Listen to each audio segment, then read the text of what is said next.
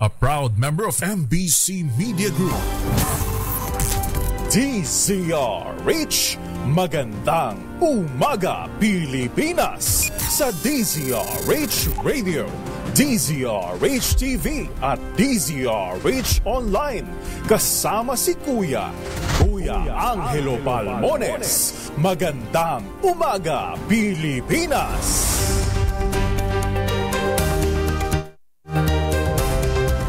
Kabilis ng panahon, ha?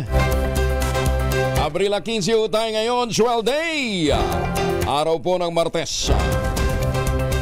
April 15, 2025. Kasama pa rin natin ang buong radyo natin FM nationwide, ang ating action radio station sa Luzon, Visayas at Mindanao. 91.7 BNFM Radio sa Cebu at 94.3 FM sa Jansan. Ngayon po ay Martes Santo. Sa ulo ng ating mga balita, Senator Amy Marcos at Congresswoman Camille Villar inendorso ni Vice President Sara Duterte. Mga bastos at mga abusadong vlogger binalaan ng Pangulong BBM. Transportation Secretary Vince Dizon nagsagawa ng inspeksyon sa PITX at sa mga bus terminal, ilang illegal na terminal na booking. Mga residenteng siniserbisyo ng Manila Water at Maynilad makararanas ng water interruption ngayong Holy Week. West Philippine Sea nasa Google Maps na.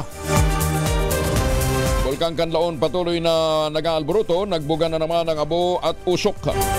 Kaya nga ayaw na akong kinakausap ni Director Toto Bacolcol pagdating ho sa mga bulkan. Kasi sabi niya pagkatapos namin mag-usap, kinabukasan pumuputok yung bulkan. Mas mainit at malinsang ang panahon asahan ngayong Semana Santa. Bagong balita, bagong impormasyon. Kasama si Kuya Angelo Palmones. Magandang umaga, Pilipinas!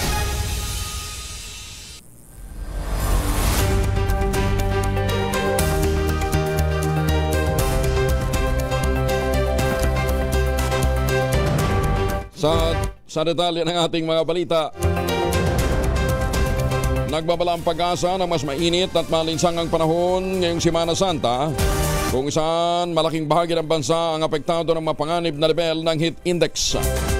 Sa Weather Outlook Bulletin mula April 14 hanggang April 20, sinabi ni Juanito Galang ng pag-asa na ang kombinasyon ng easterlies at frontal system ay patuloy na mangingibabaw sa mga pattern ng panahon sa buong linggo.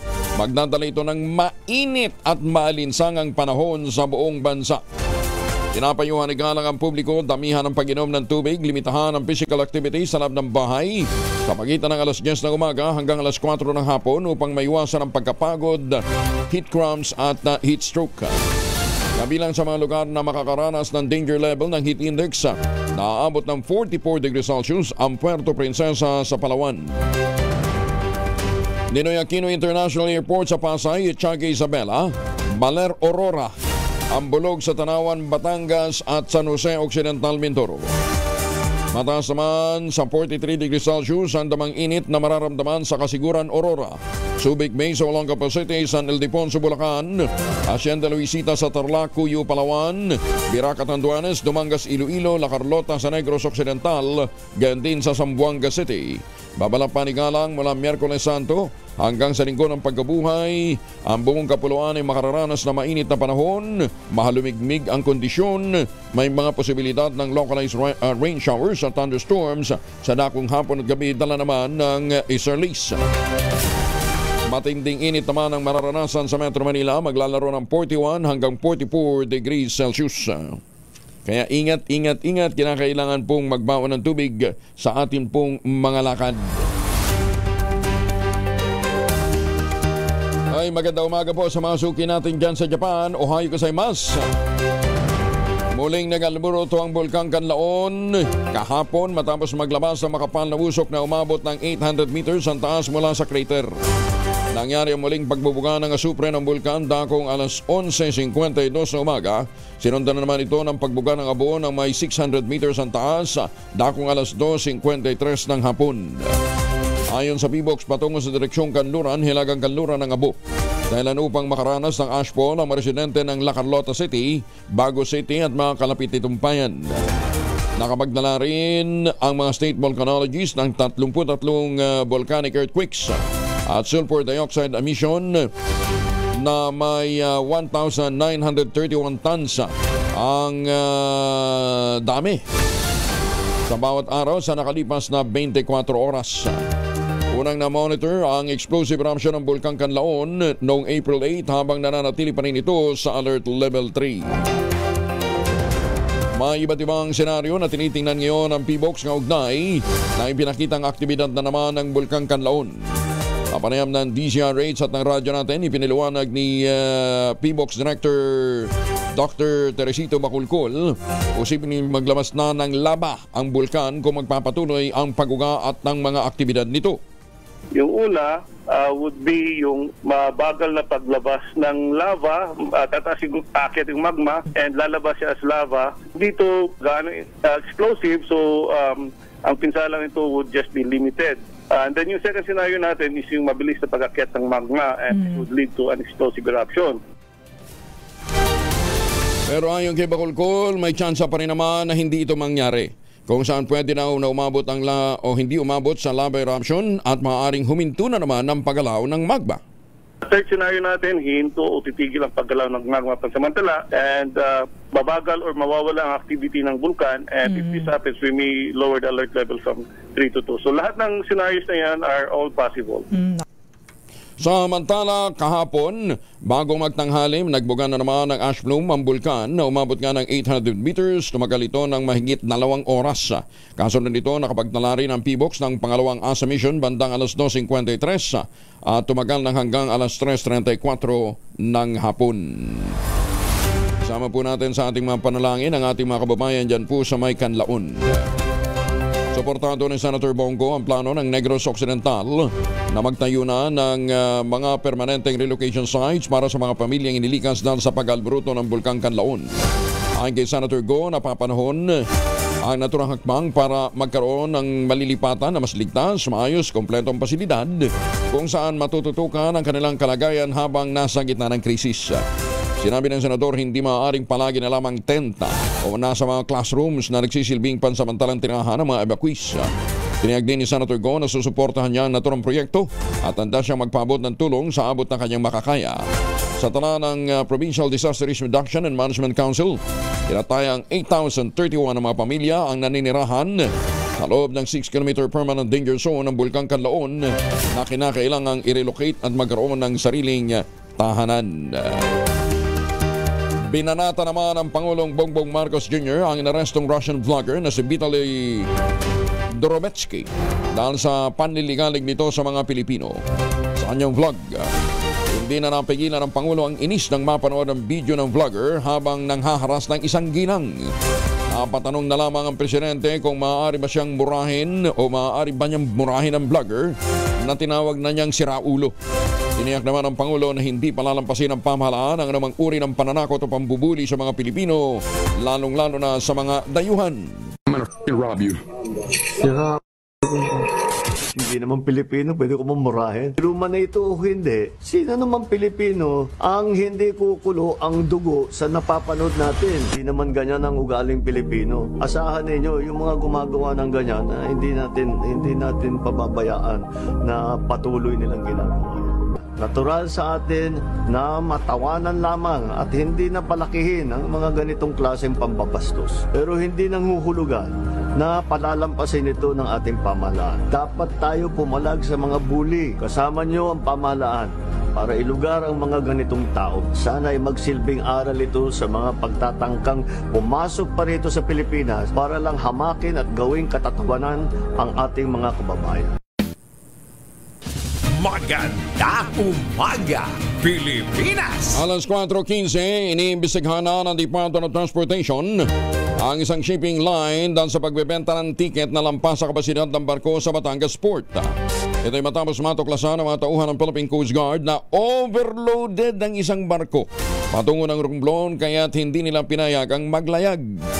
Aminado si Transportation Secretary Vince Dizon na maaaring maapektuhan ng mga pasahero dahil sa pangyayari, ngunit hindi niya nila maaaring ikompromiso ang kaligtasan ng mga ito.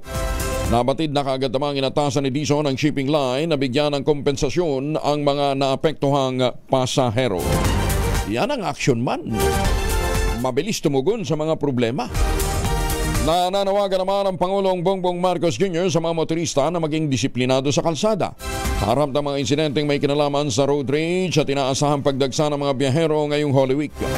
Iginit ng Pangulo, hindi dapat pairalin ang init ng ulo sa kalsada. Sa halip, habaan ng pasensya, irespeto ang mga batas trapiko. Alala pa ng Pangulong BBM, huwag maging kamote driver. Sumunod sa mga lituntunin at iwasang pumatol sa mga provokasyon sa daan. Naunawaan ko naman na kung minsan talaga nakakainit ulo ang mga traffic at kung minsan napapasabay tayo sa daan sa mga hindi sumusunod sa batas trapiko. Pasensya na lang, palampasin nyo na lang. Ano naman ang mawawala sa atin? 1 second, 5 seconds, 20 seconds. Pagbigyan na natin at huwag na natin patulan. Direktiba ng Pangulong Bongbong Marcos, siyakin na ligtas, matiwasay ang biyahe ng mga lokal at mga banyaga ngayong Semana Santa. Ipinag-utos ito ng Presidente bago ang Holy Week break na kasama niya siyempre ang kanyang pamilya. Bilang tugon, patuloy ang aksyon ng mga ahensya ng pamahalaan sa pagmamonitor at pagbabantay, partikular na sa mga public transport terminals. Samantala, umaasa naman si Vice President Sara Duterte na maghahatid ng healing sa publiko. Ang paggunita ng Holy Week sa gitna ng pagbulusok o mga pagsubok na hinaharap ng ating bansa. Ginit ng Vice Presidente, naway maging daan ang Semana Santa para sa pagkakaisa, palakasin ang ating pananampalataya, lalo-lalo na sa panahon ng mga suliranin at kahinaan.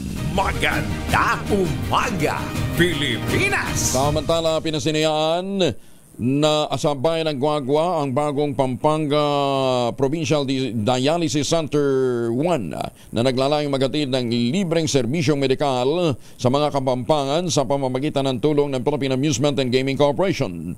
Mahigit sa 90 million pesos ang inilaan ng PAGCOR sa pagbili ng 40 dialysis machine at isang CT scan unit na inaasahang makapagpapagaan sa gastusin ng mga pasyenteng Kapampangan na kailangang sumailalim sa regular na dialysis. Ayon kay PAGCOR Chairman at CEO Alejandro Tenco, ang pagbubukas ng pasilidad ay patunay ng pagmamalasakit ng pamahalaan sa mga mamamayan, lalong-lalo na sa mga dumaranas ng matinding karamdaman. Sinabi pa ni Tenco na nauunawaan niya na talagang napakagastusin at exhausting ang dialysis treatment. Kaya hindi ho makukonsinte o mapapayagan ng PAGCOR na magpatuloy ang ganitong klaseng financial crisis para po sa ating mga kababayang nakakaranas ng ganitong klase ng karamdaman. Pinuri din ng opisyal ang mga health workers na nasa likod ng operasyon ng pasilidad. Tinawag niya itong mga nation's true hero dahil sa kanilang dedikasyon at malasakit sa kapwa. Sinabi pa nito na ang naturang proyekto ay tumutugon lamang sa layunin ng administrasyon ng Pangulong Bongbong Marcos na mapabuti ang serbisyong pangkalusugan sa mga lugar na higit na nangangailangan. Alas 4:19 ang oras sa buong kapuluan. Maganda umaga, Pilipinas! Oy, mga misi, sa may araw pa si Mr. Pag-uwi kaling ng trabaho ang Italian sa germ sa katawan nila para labanan ang may araw tumoy pawis gumamit ang Shield Bath Soap regularly. Unbeatable ang Shield sa paglaban sa germs versus another front by Shea Butter. Pampalambot ang kuti sa presyong abot kaya 12.50 SRP. Kaya naman, recommended ito ng Philippine Nurses Association. Kaya mga misis ay challenge you. Subukan ang Shield Bath Soap. Galit sa sakit, may malasakit. Sulit na sulit. Mahiwagan tunog! At habang kayo po ay nagsashower, naliligo gamit po ang Shield Bath Soap. Ito na ang ating mahiwagang tunog ng kakahalaga ngayon ng 7,000 pesos.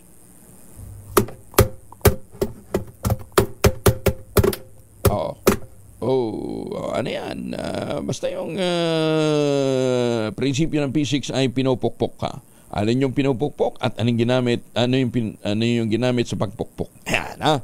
Basta yung isang item dyan, gawa sa bakal, marami butas. Yung pangalawa naman, isang item na dating inimbento para sa mga lalaki, ngayon ay mas gamit na ng mga babae. Ang inyong mga sagot, ipapadala po ninyo sa 0919-282-6485. Sundin po ang tamang format ng pagdetext sa empty space, name / address / contact number / at ang inyong sagot.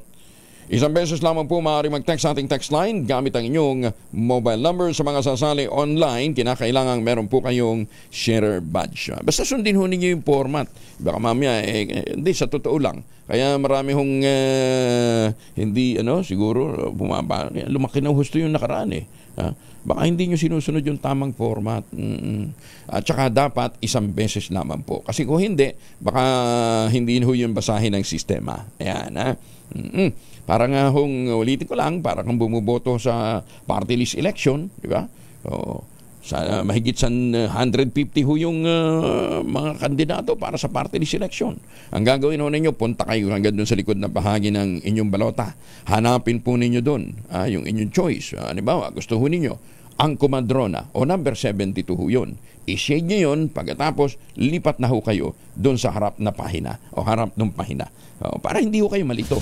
Maganda umaga, Pilipinas! Pagkamatay ni Pilita Corrales, hindi pa raw nagsisink in sa kanyang anak na si Jackie Lou Blanco. Detalye na balita mula kay Morley Alinio. Morley, good morning.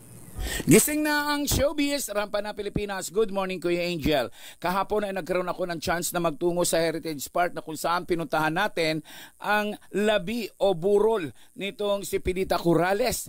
Well, na-cremate na nga kamakailan si Pilita kung kaya't ang kanyang abo na lamang ang naroon sa chapel. Nadatnan natin si Jackie Lou Blanco na kanyang anak, ang kanyang mga apo na si Janine Gutierrez, si Ara Davao at marami pang artistang naroon. Naroon din siyempre ang jowa o boyfriend nitong si Janine na si Jericho Rosales. Nagkaroon ako ng chance na makausap si Jackie Lou Blanco at sinabi niyang sobrang siyang nagpapasalamat sa lahat ng mga dumamay sa kanilang pighati sa mga sandaling ito. Hindi nilinaw ni Jackie Lou kung ano ang tunay na dahilan ng pagkamatay ni Pilita Corrales. Samantalang sinabi na lang nito na maayos at payapa, natutulog lang daw nang bawian ng buhay ang kanyang ina. Sa kabuuan, sinabi pa nitong si Jackie Lou na hindi pa nagsisink in sa kanyang kaisipan na patay na ang kanyang ina.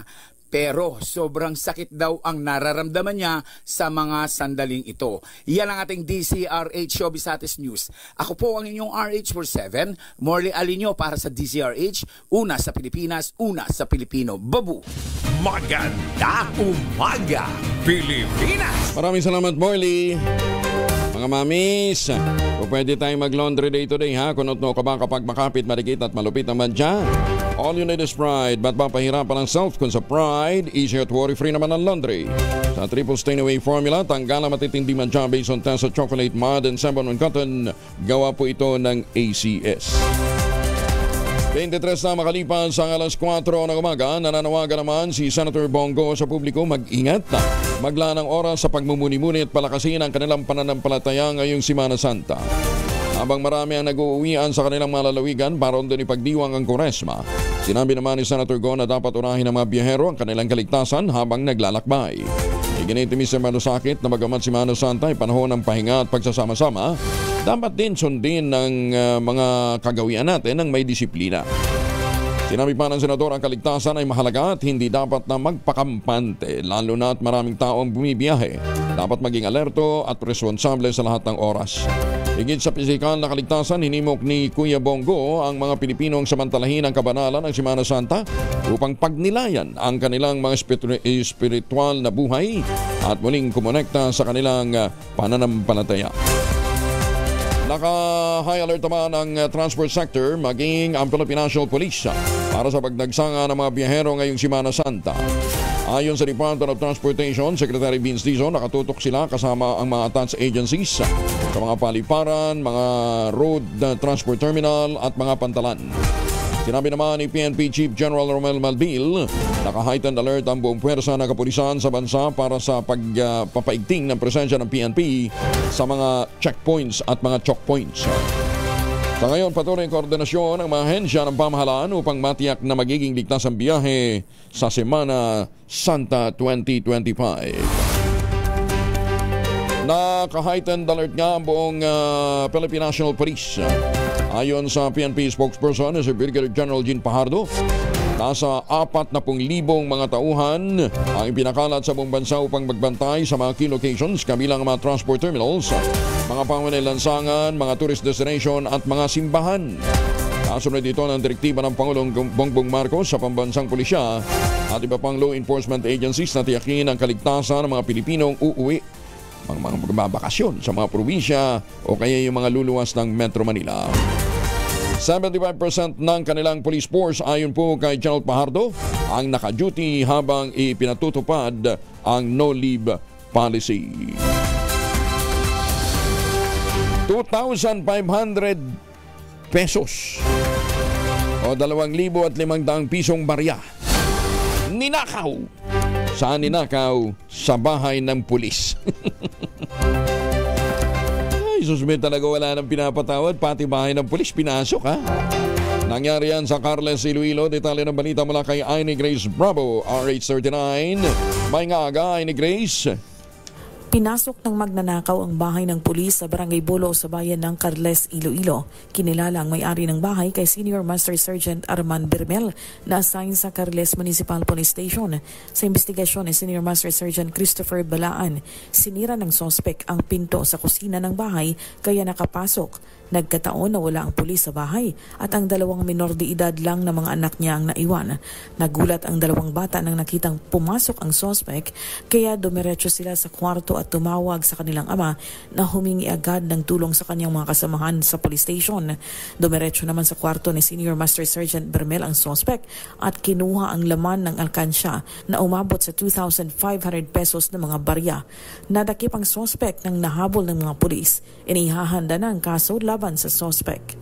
Mula sa Action Radio Iloilo, ito si RH39, Aini Grace Bravo para sa DZRH, una sa Pilipinas, una sa Pilipino. Paano ka naman hindi mahabol? Baka ang bigat no. Ha? Mabigat yun. O, ganun kadaming barya. Maganda umaga, Pilipinas! Sige, kung kayo po may mga importanteng lakad ngayong araw tayo, huwag kayong kalimutan na magbawa ng proteksyon laban po sa mikrobyo. May 2 formulation ng family alcohol na pwede nating pagpilian. Yung family 70% isopropyl alcohol, especially prepared for clinics, hospital, pharmacies, laboratories, pero okay na okay din po yan sa mga households.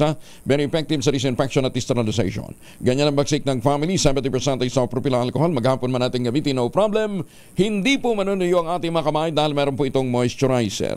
Yun namang mabangong family rubbing compound improvement cologne.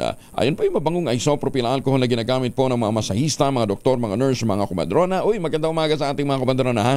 Ginagamit po yan for sponge bathing and other cleansing purposes. Family rubbing alcohol, parang DCRH, subok na sa mahabang panahon, mabibili sa namang butik at convenience stores nationwide. Family rubbing alcohol, hindi lang pampamilya, pang sports pa. 3 insidente naman ang pagpapatiwakal na itala sa magkakaibang lugar sa Bataan sa loob lamang ng 1 araw. Ano ba yan? Kahapon po ito, Lunes Santo. Detalye na balita mula kay Danny Kumilang, RH37. Danny, good morning. 3 lalaki ang natala sa Bataan na magkakasunod na winakasan ang kanilang mga sariling buhay na naganap ito sa loob lamang ng 1 araw kahapon, araw ng Lunes Santo. Sa ulat, unang natagpuang patay, 1:30 kahapon ng hapon, ang isang 24 anyos na lalaki na nadiskubre ito ng kanyang kapatid na nakabigti ito sa Sitio Miray, Barangay Kataning, Balanga. Sinabi ng kapatid dito na may personal itong kinakaharap na problema sa kinakasama at umalis ang babae at hindi na umano umuwi dahil ng pagpapatiwakal nito. Sumunod na nadiskubreng nakabigti ang isang 39 anyos na lalaki sa Barangay Paraiso, Orani, 5:00 kahapon ng hapon. Nadiskubre naman ito na kanyang mismong ina na nakabigti. Nagawa pa itong dalhin sa ospital, subalit idiniklarang dead on arrival. Sinabi ng anak ng biktima na ang kanyang ama at kinakasama nito ay madalas umano magtalo na posibleng ito ang dahilan sa pagpapakamatay nitong biktima. Pangatlong nadiskubre patay ang 35 anyos na lalaki 8:00 kagabi sa Sitio Malaking Bato, Barangay Mabatang, Abukay. Sa isinagawang investigasyon, natagpuang wala ng buhay ito sa ilalim ng bakal na kama. May mga halatang saksak sa leg at tiyan at lumabas na ang bituka at nakita rin ang kutsilyo sa tabi ng bangkay. Ayon sa kanyang kinakasama, ang biktima ay may epilepsy at madalas magreklamo ng pananakit ng tiyan bago ito natagpuang wala ng buhay. Danny Kumilang, RH37, DZRH, una sa Pilipinas, una sa Pilipino. Maraming salamat, Danny. Nakakalungkot naman yan. No? Kung kayo po medyo may mga suliranin kinakaharap, may mga paghamon, ano ha?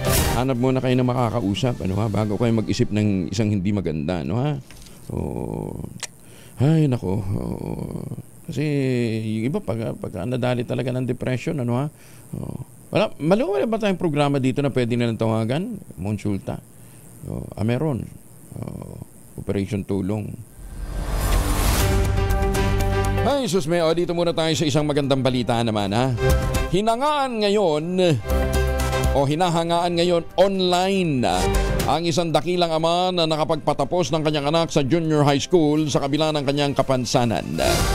Sa video na nag-viral sa social media, makikitang proud na umakyat sa stage ang tatay ni Janela Bueno upang samahan siya sa pagkuha ng certificate at nakamit na medalya sa pag-aaral. Sa video, makikita ang maikling paa ng tatay ni Janela na ginapang ang pag-akyat sa stage. Literally, iginapang niya ang pagpapaaral sa kanyang anak. Kita naman ninyo. Pero hindi, nakakatuwa si Janela. Kaya nga, ang daming mga nag-comment na saan daw ba nangyari ito at padadalhan nila ng dagdag na tulong, padalhan pa ng cellphone si Janela. O itutuhanin niya yung mga pinagbabanggit na. Oo, ha? Komento tuloy ng mga netizen, literal na ginapa nga ng ama ang pagtatapos ng kanyang anak.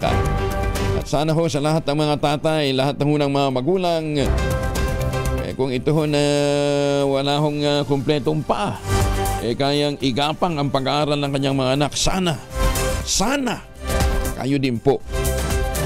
Ilang netizen naman ang nais tulungan si Janela para sa kanyang pag-aaral, habang ilang kilalang personal na din ang nagkomento at nagpahayag ng interes na tulungan ang magtatay.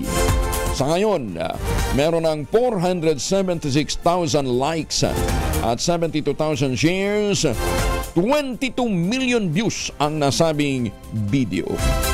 Alam mo ninyo, yung mga video na ganito na, di ba makikita ho natin, ano? Habang umiiral po ang kawalang puso ng ilang mga sindikato, lalo-lalo na ho yung mga involved sa illegal drugs, ano ha? At habang mainit ho ang bangayan sa politika, nakatataba ho ng puso na may ganito hong mga klase ho ng mga balita na kumakalat sa social media. Janela, at sa iyong ama, salamat sa inspirasyon. Maganda umaga, Pilipinas! Ipinapaalam sa mga kaibigan, kakilala, mga kamag-anak, sa makabilang buhay na si Gabby Cruz, dating driver po pala ito ng DCRH. Ang kanyang labi nakaburol ngayon sa number 18, Sitio 4, Barangay Pulong, Malasan, Candaba, Pampanga. Ang landmark daw po ay sa tabi lamang ng Mendoza Funeraria. Ayan, para po sa ating mga kababayan na nakakakilala dito po kay Gabby Cruz. 34 na makalipas ang alas 4 ng umaga, isang guro at negosyante na aktohang nagsisiping sa isang lodge sa Davao del Norte, arestado. Uwe, bakit naman? Baka sino sa kanila may asawa? Bakit ba natin pinangungunahan si Jun Soter? Alamin natin ang balita mula kay Jun Soter mula sa Action Radio Davao. May buntag mo, Jun. Ayong buntag usab ko yung Angel, nahuli sa isang lodge sa Barangay Kanukutan, Tagum City, Davao del Norte. Ang isang guro at ang kanyang business partner, madaling araw ng Abril 13, 2025. Ayon sa investigasyon ng kapulisan, sinundan ng legal wife ang kanyang gurong mister dahil sa kahinahinalang kilos dito. Kaya naman humingi ito ng tulong sa Tagum City Police Station para malaman ang totoong sitwasyon. Sinundan ang dalawa sa isang kilalang lodge sa lugar kung saan nahuli sa akto na nagsisiping ang dalawa. Kinilala ang nasabing guro na si alias Mario, 44 anyos at nagtuturo sa isang paralan sa Tagum City. Ang kalaguyo naman na babae, nakilalang si alias Joy, 46 anyos, may asawa, habang ang kanyang mister ay isang dayuhan at may-ari ng isang bar. Matapos mahuli, agad dinala sa presinto ang dalawa para sa formal na investigasyon. Samantala, desidido ang misis ng guro na kasuhan ang dalawa. Ito si Jun Soter para sa DZRH. Una sa Pilipinas, una sa Pilipino. Dagang salamat, John. Martisado tayo kung ano yung mga balitang nangyayari. Ano ha? Ay, panahon-ahon ng pagdinilay, pagsisisi at paghingi ng patawad. Evan lang, good morning. Kumusta na po kayo? Kapag react tuloy si Evan, sabi niya, barya na nga lang yung savings ng pulis, tinangay pa. Buntag sa mga tigpaminaw natin sa Subo. May nga sa mga kulturang tada sa Negros. Kumusta na po? Oy, Midnight Singers natin ha, na nandyan po sa Canada ngayon. Nasa roadshow sila ngayon dyan sa Canada. Good morning, Tito Manny. Si Tita Cora, si Sir Art, at saka si Tita Linda, gayon din si Jun Yambao, at si Tita Corsa. Ingat ho kayo ha. 36 na makalipas ang alas 4 ng umaga. Ay oras na para tayo po naman ay mag-ultabayo. Ano bang ultabayo? Ang ultabayo po ay postbiotic with Lactococcus lactis strain plasma. At ito po ay dumaan sa mahabang clinical trial sa Japan. Hindi po kwentong kutsero, hindi testimonial, kundi human clinical trial. O hayo ko sa ima sa mga suki natin dyan sa Japan.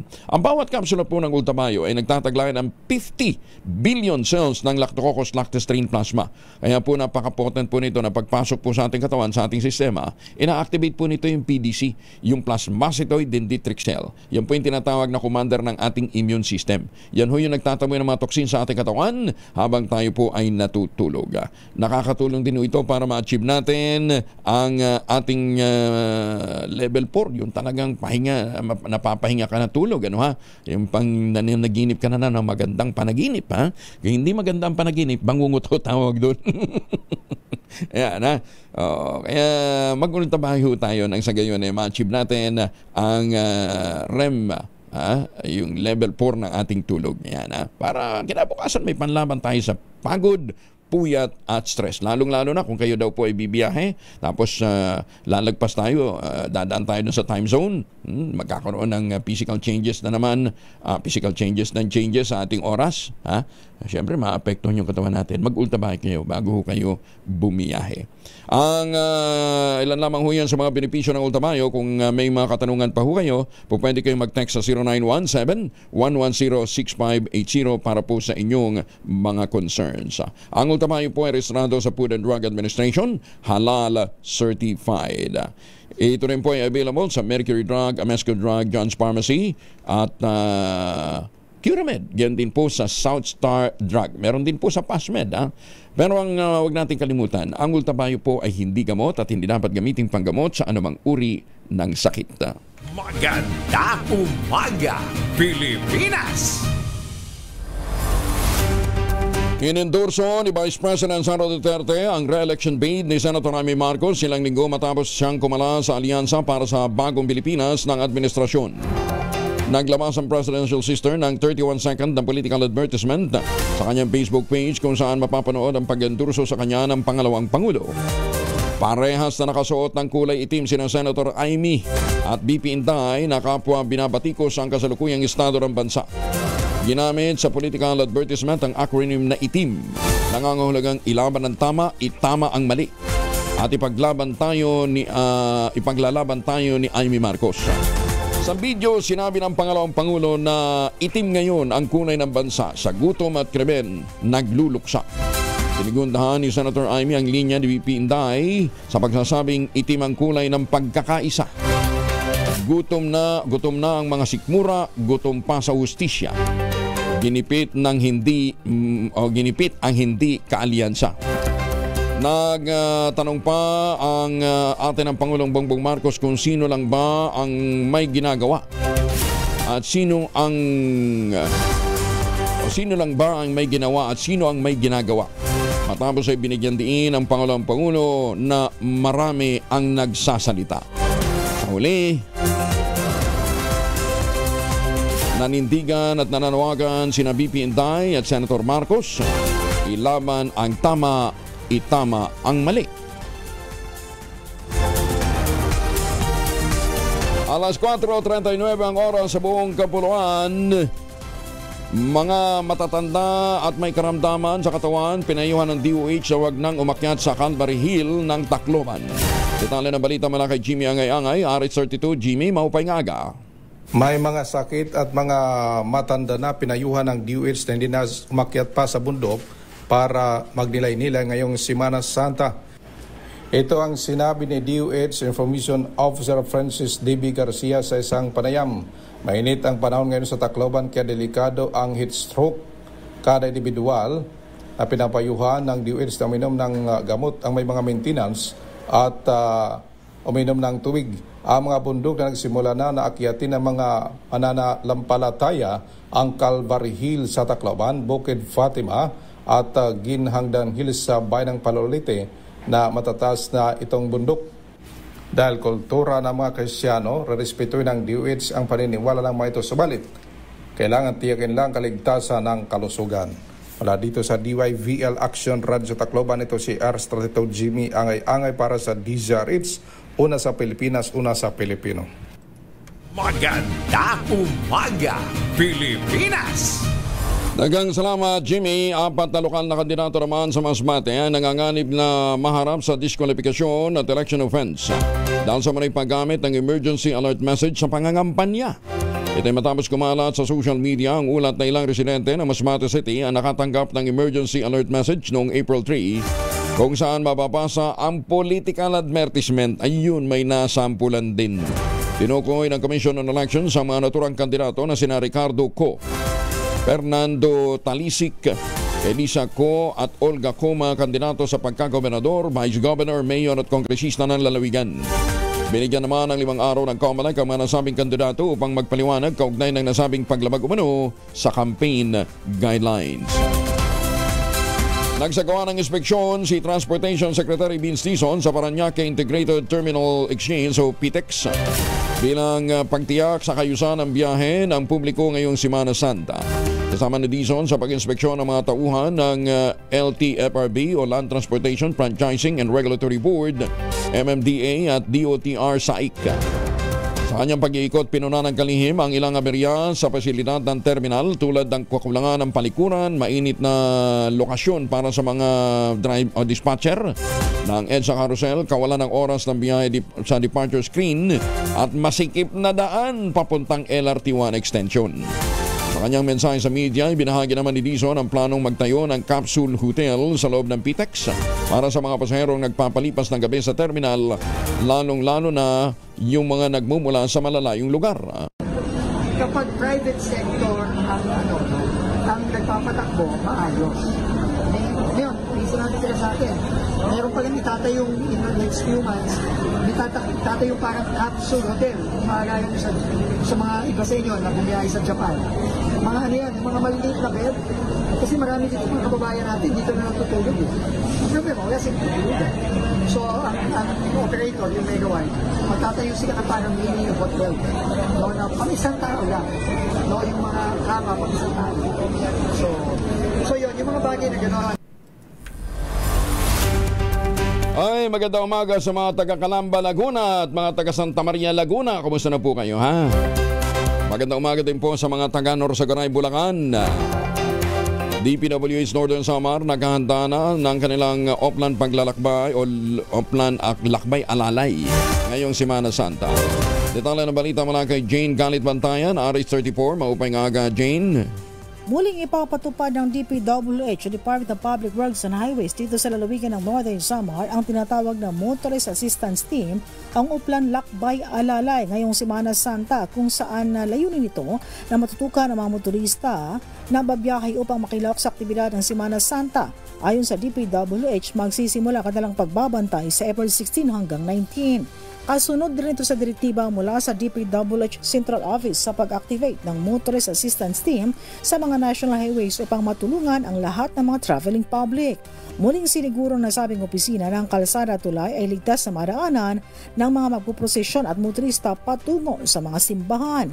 Katulad ng mga nagdaang lakbay alalay ng opisina, lahat ng ongoing projects ng district offices sa national roads ay kailangan i-coordinate muna sa mga concerned contractors para sa scheduling ng pagtatrabaho at masiguro ang paglalagay ng mga traffic advisory.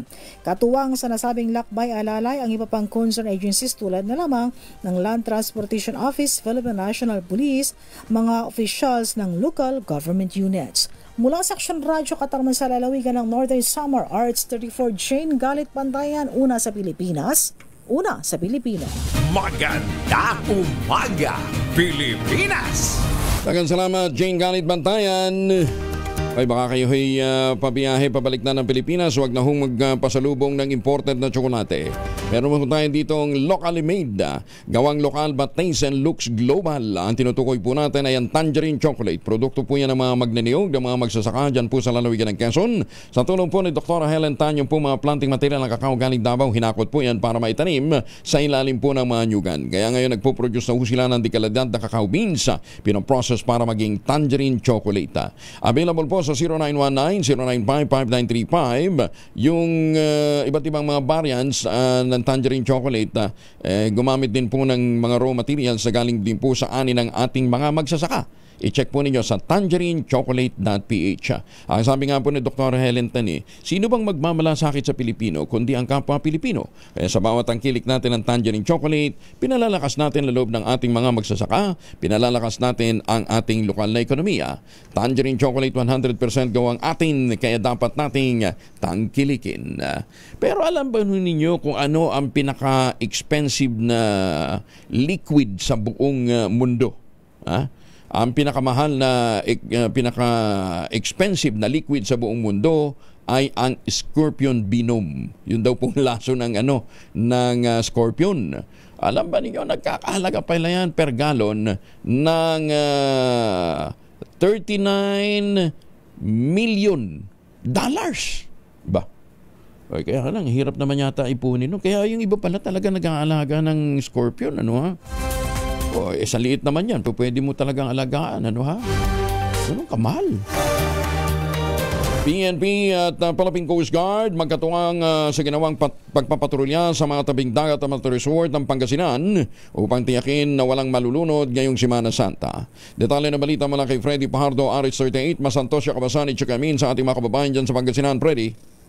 Masanto siya kabuwasan, Kuyang Angel. Ngayong panahon ng Semana Santa at nasabay pang bakasyon ng eskwela, inaasahan ang pagdagsa ng maraming bisita sa mga resorts at beaches dito sa Pangasinan. Kaya naman ikinasa ng PNP at Philippine Coast Guard ang puspusan nilang ginagawang pagpapatrolya sa mga gilid ng karagatan at resorts. Ayon kay Pangasinan Provincial PNP Director Colonel Rolifer Capocyan, mahigpit ay pinagbabawal ang mga nakainom ng alak na maglangoy para maiwasan ang pagkalunod, at sa mga beachgoers mahigpit ang paalala ng Philippine Coast Guard at MDRMO na huwag magtutungo sa malalalim na bahagi ng dagat upang maiwasan ang disgrasya. Samantala, ang pagdagsa ng mga pasaherong papauwi at paluwas ng lalawigan ay inaasahan pa sa Miyerkules Santo ng hapon o Huwebes Santo ng umaga.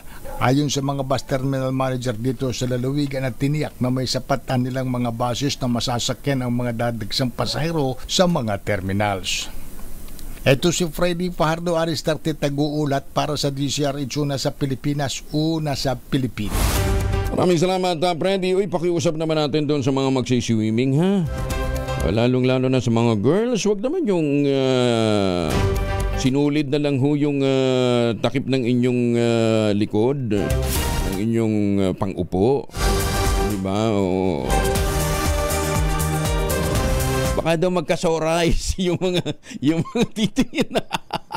Ay bakit? Hindi lang naman lalaki ang kuminsan talagang napapatingin. Pati yung mga kababaihan, dalawang bagay. Sasabihin ng iba, uy, kaganda. Di ba? May kasamang inggit. Yung iba naman magsasabi, lakas ng loob magsuot. Ang dami naman butleg. Arangkada ng konstruksyon ng bagong ospital ng Tondo kasunod ng ginawang groundbreaking ceremony. Kahapon po yan, April 14. Ang naturang seremonya ay pinangunahan ng lokal na pamahalaan ng Maynila sa pamumuno ni Mayor Hani Lacuna at Congressman Roland CRB Valeriano. Ang nabanggit na 200 million Phase 1 project ay isang 6-story building na may rooftop multipurpose area. Ayon kay Mayor Hani Lacuna, ang Tondo Hospital ay merong 38-bed capacity at full range of medical services. Binigyan din na alkalde na ang proyekto ay debt-free at resulta lamang ng maigting na kolaborasyon ng kanyang administrasyon at ni Congressman Valeriano. Tiniyak din niya na ito ay naaayon sa standards ng Department of Health para maiwasan ang mga unnecessary renovation pagdating ng panahon. Intindi ng pitik. Ito ay itinayo ng walang utang. Muli namang nanawagan si Senator Bongo ng panalangin para sa magandang kalusugan at kaligtasan, kalayaan ng dating Pangulong Digong na ngayon ay nasa detention facility ng ICC sa The Hague, Netherlands. Sa pagtitipon ng isang women's group sa Davao City, sinabi ni Senator Go na ginagawa niyang pagsaserbisyo sa kapwa Pilipino ay dahil sa yun ang turo sa kanya ni Mayor Digong. Ngayong linggo, isinantabi muna ni Senator Bongo ang pangangampanya para makiisa sa pagtitipon sa Davao City ng mga taga-suporta ng dating mayor. Kasabay na rin ang paghahatid niya ng tulong at serbisyo sa mga ito. Kani, mo lang yun akong hangyo sa inyo. Palihog lang. Hangyo ko sa inyo, padayon ta sa pag-ampo na ay Ginoo. Dili ta pasagdan sa Ginoo. Naa si Allah, dili ta pasagdan ni Allah. Hangyo ko, ipagdasal po natin ang kanyang kalusugan. 80 years old na si Tatay Digong. Maglisod na siya nga siya ray usa. Ipagdasal po natin ang kanyang kaligtasan.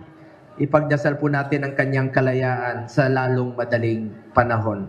Huwag ho tayong tumigil hanggat hindi po natatapos ito at makauwi si Tatay Digong po.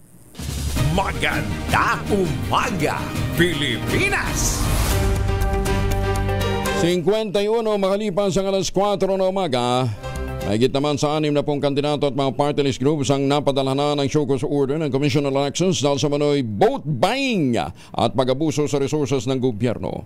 Ayon kay COMELEC Chairman George Garcia, kabilang sa mga nakatanggap ng show cause order ay mga lokal na kandidato ng San Miguel, Bulacan, Puerto Princesa, Palawan at isang mayoral candidate naman sa Laguna. Hinimok din ni Garcia ang publiko na i-post sa social media ang anumang paglabag sa election rules ng mga kandidato at mga party list groups upang maimbestigahan ng komisyon. Naku, mukhang kasama sa iniimbestigahan ng komisyon yung Alona party list ba yun? Mukhang na-videoan habang ito'y namamahagi yata ng ayuda kahit 10 oras na ng gabi, ano ha? Okay naman, wala namang pinipiling oras sa pagtulong, pero wag naman hungalatang halata na ang haba-haba ng linya ng inyong binibigyan ho ng ayuda. Tsaka, ganun ba, magbigay ng ayuda, kailangan nakapila talaga. Parang nyo, ginagawa masyadong timawa ang mga Pilipino. Ano ha? Bakit hindi nyo na lang ihatid sa mga bahay-bahay? Mas halata, mas obvious. Ayan, ha? Pero loko, ano ha? Nung may mag-post nun sa social media, ang ginawa nila, pinalitan ng 4K party list. Meron bang 4K party list? Wala naman yata eh. Ay, sus me. Maloko kayo ha. Turnover ceremony ng incoming at outgoing project manager ng Project Tabang OCM BARM. Pinangunahan ni Assistant Senior Minister Abdullah Dong Cosain. Detalye ng balita mula kay Jun Di Makota, RH19. Assalamualaikum, Brother Jun. Alaikum assalam, Kuyang Angel.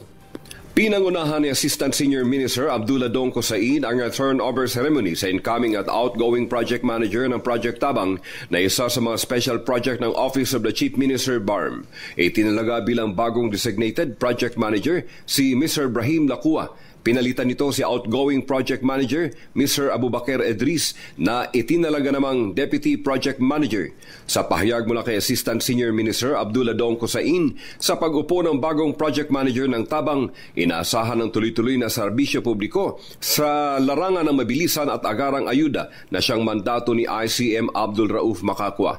Ayon naman kay designated project manager Brahim Lakua, commitment niyang ipagpatuloy ang operational efforts ng Project Management Office, partikular ang kinakailangang tulong sa grassroots communities sa loob at sa labas ng Bangsamoro Territory. Sa naturang turnover ceremony, formal na ring turnover ni Deputy Edris ang updated reports at ang situational briefing sa kanyang successor na si Project Tabang Head Brahim Lakua. Binabati din ang kanyang mga pamilya, kaibigan at co-employees si Mr. Abdullah Dong Cosain na muling na italagang Assistant Senior Minister sa Office of the Chief Minister ng BARM. Mula sa Cotabato City, Bangsamoro Region, RH19, Jun Di Makutak, DZRH, una sa Pilipinas, una sa Pilipino. Sukran Jun, maraming salamat. Samantala, walang gutom kitchen ng DSWD dadalhin na rin sa Mindanao at sa Visayas. Detalye ng balita mula kay Let Narciso, RH14. Let, good morning. Tiniyak ng Department of Social Welfare and Development na hindi tumitigil ang pamahalaan na gumawa ng mga hakbang para labanan ang gutom at kahirapan.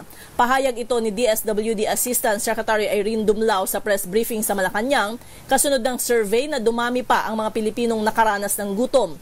Ayon kay Dumlao, maraming factors kung bakit marami sa mga Pilipino ang naniniwalang sila ay nagugutom at nananatiling mahirap. Pero kung pagbabasehan niya ang datos ng ahensya, bumaba na ang insidente ng kahirapan, bunga ng ipinatutupad na mga programa ng gobyerno. Kaugnay nito, sinabi ng opisyal na palalawakin na ang saklaw ng Walang Gutom Kitchen. Dadalhin na rin niya ang nasabing programa sa Visayas at Mindanao, gayon din sa iba pang lugar sa Kamaynilaan. Layo nitong mapabilis ang paghahatid ng anti-hunger measures ng gobyerno. Ito si Let Narciso para sa DZRH. Una sa Pilipinas, una sa Pilipino. Maraming salamat, Let Narciso. Bagong balita, bagong impormasyon. Kasama si Kuyang Angelo Palmones. Magandang umaga, Pilipinas! Nanawagan naman ng Leyte Police Provincial Office sa publiko iwasan ang spekulasyon sa nangyaring pamamaril sa kandidato ng pagkaalkalde ng Albuera Leyte na si Kerwin Espinosa na dati confessed drug lord. Sa inilabas na pahayag ng LPPO Director na si Police Colonel Dionisio Apas Jr., sinabi nitong iniimbestigahan na nila ang pamamaril at mahalaga ang kooperasyon ng komunidad para mapanagot ang mga nasa likod ng naturang insidente. Matatandaan na ilang taga-suporta ni Espinosa ang naniniwalang political motivated ang pamamaril. At una nang kinumpirma ng PNP na 7 police ormoc ang persons of interest sa naturang insidente. Naging maayos naman ang unang araw ng online voting para sa mga Pilipino sa United Arab Emirates. Ayon kay Philippine Ambassador Alfonso Ferdinand Ber, magandang turnout sa pagbubukas ng overseas voting online sa nasabing bansa. Nagkaroon man na niya ng konting aberya sa simula, ay agad naman itong naayos sa tulong ng 24/7 na technical support mula sa COMELEC. Sinabi pa ni Ambassador Ber, marami rin sa mga botante nagpunta sa embahada para humingi ng tulong para sa pag-enroll bago tuluyang makaboto. Sa tala ng embassy, nasa 5% ng 66,001 na mga registered voters ng Abu Dhabi ang naka-enroll na sa online system. Magpapatuloy ang online enrollment para sa mga overseas voters hanggang Mayo 7, 5 araw bago ang halalan sa Mayo 12. Ito ho, RSTV, labas nga natin yung slide na nagpapakita kung paano sila magpaparehistro sa online voting ng Commission on Elections.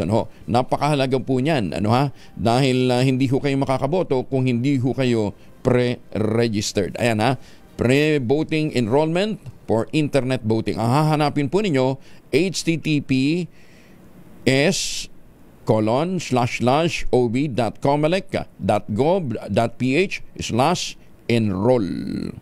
Magandang umaga, Pilipinas! Nakahanda na si Senator Amy Marcos na maglabas ng secondary findings sa investigasyon ng pinumunuan niyang Senate Committee on Foreign Relations kaugnay ng pag-aresto kay dating Mayor Digong. Sa isang panayam, sinabi ng senador, sisikapin niyang makahanap pa ng mga testigo sa mga kontrobersiyang hindi pa rin nasasagot ng mga opisyal ng gobyerno, kagaya ng issue ng private jet na nagbitbit sa dating Pangulo patungong The Hague. Binigyan din ni Senator Marcos na pinili ng administrasyon na makipagtulungan sa Interpol kahit wala na tayong obligasyon dito at ginamit pang dahilan ang International Criminal Court. Sa impormasyon ni Senator Amy, nananatili pa rin sa Pilipinas ang ilang mga abogado at mga investigador ng ICC na una nang tumuntong sa bansa noong Oktubre ng nagdaang taon.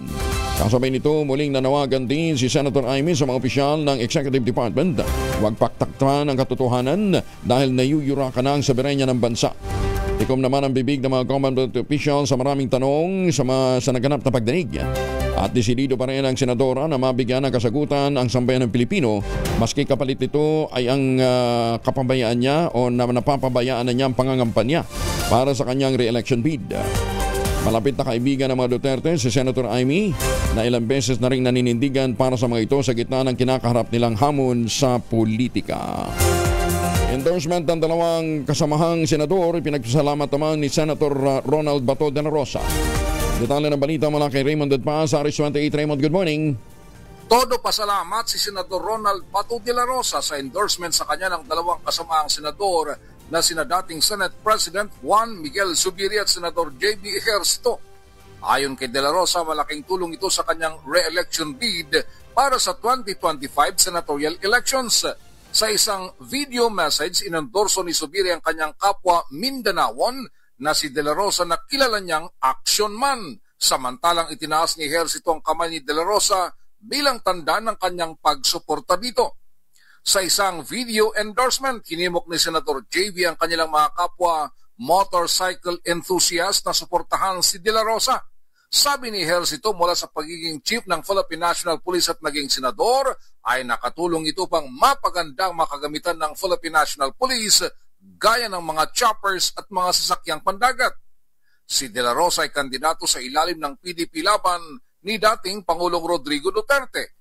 Nangako itong kapag siya ay muling palarin sa 2025 election ay pagpatuloy ang paglaban sa illegal drugs, krimen at katiwalian.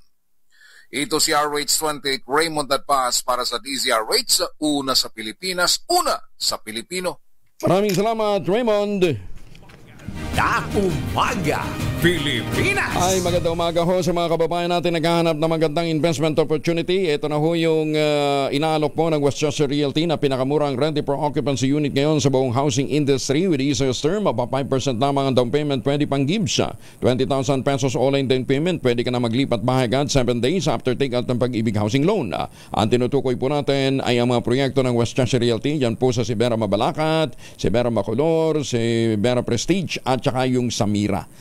Affordable po ito. Makipag-ugnayan po kayo sa 0996-501-5555 at 0947-434-5555. Ito pa rin ang pangarap na magkaroon ng sariling bahay sa presyong abot kaya. Nasa loob po ng township ang iba't ibang mga amenities, eskwelahan, simbahan, palengke, grocery store, pati munisipyo. At napakalapit lamang po sa Clark International Airport at Clark Economic Zone.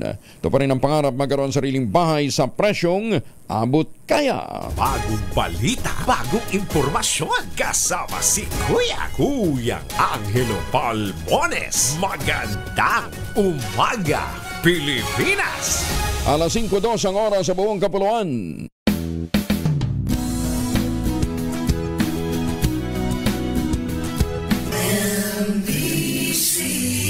Manila Broadcasting Company. DZRH, a proud member of MBC Media Group.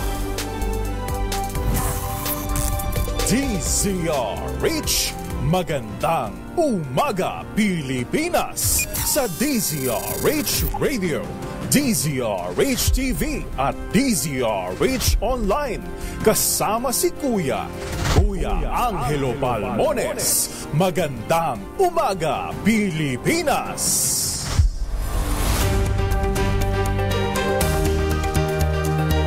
Magandang umaga ho sa mga taga Naples, Italy. Uy, si Ferdinand Escobar aga gumigising nakatutok doon. Magandang umaga din po sa mga suki natin sa South Korea. Magandang umaga ho sa mga taga Asinggan, Masantos siya Kabasan. At magandang umaga din po sa mga suki natin dyan po sa Legazpi City. Diyos marhay nga aga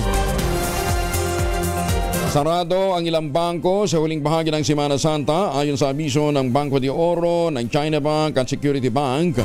Walang operasyon ang kanilang mga branches mula April 17, Holy Thursday, hanggang April 19, yan po naman ay Black Saturday. Kasunod dito, pinapayuhan ng publiko, agahan na lamang ang pag-aasikaso ng kanilang mga transaksyon. Mananatili namang bukas at maaaring gamitin ang kanilang electronic banking channels, gaya ng ATM at online banking para sa mga nasabing petsa. Pero sa mga ATM, pakiusap naman natin sa mga bangko, lagyan naman ng laman. Ibila kapag haba-haba, tapos wala naman palang laman. Kaluluoy baga. Gugugulin naman ng Pangulong Bongbong Marcos ang Semana Santa kasama ang kanyang pamilya.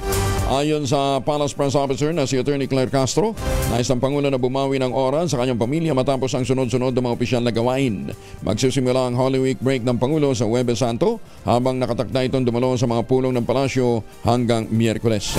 Hindi na nagpahayag ang Malacanang kung saan gugugulin ng pamilya Marcos ang Semana Santa, pero tiniyak ni Castro na mananatiling nakabantay ang Pangulo sa mga mangyayari sa loob ng bansa. Magiging mainit po ang Semana Santa, ha? Kaya kasama na natin ngayon si Chanel Dominguez mula sa Pag-asa. Chanel, good morning! Good morning po sa inyo, Sir Angel. Good morning din po sa mga tagapakinig po natin para sa ating weather update. So ngayon, wala pa rin naman tayong minomonitor na anumang bagyo or low pressure area sa loob at labas ng ating Philippine Area of Responsibility. Pero meron tayong frontal system na nakaka-apekto dito sa may dito po sa may extreme northern Luzon na magdadala ng maulap na papawirin na may mga pag-ulan dito sa Batanes, Apayao at dito na rin sa may Cagayan. Naasahan naman po natin yung pag-iral ng easterlies or yung mainit at malinsangan na hangin na nagagaling sa dagat Pasipiko dito po sa malaking bahagi ng ating bansa.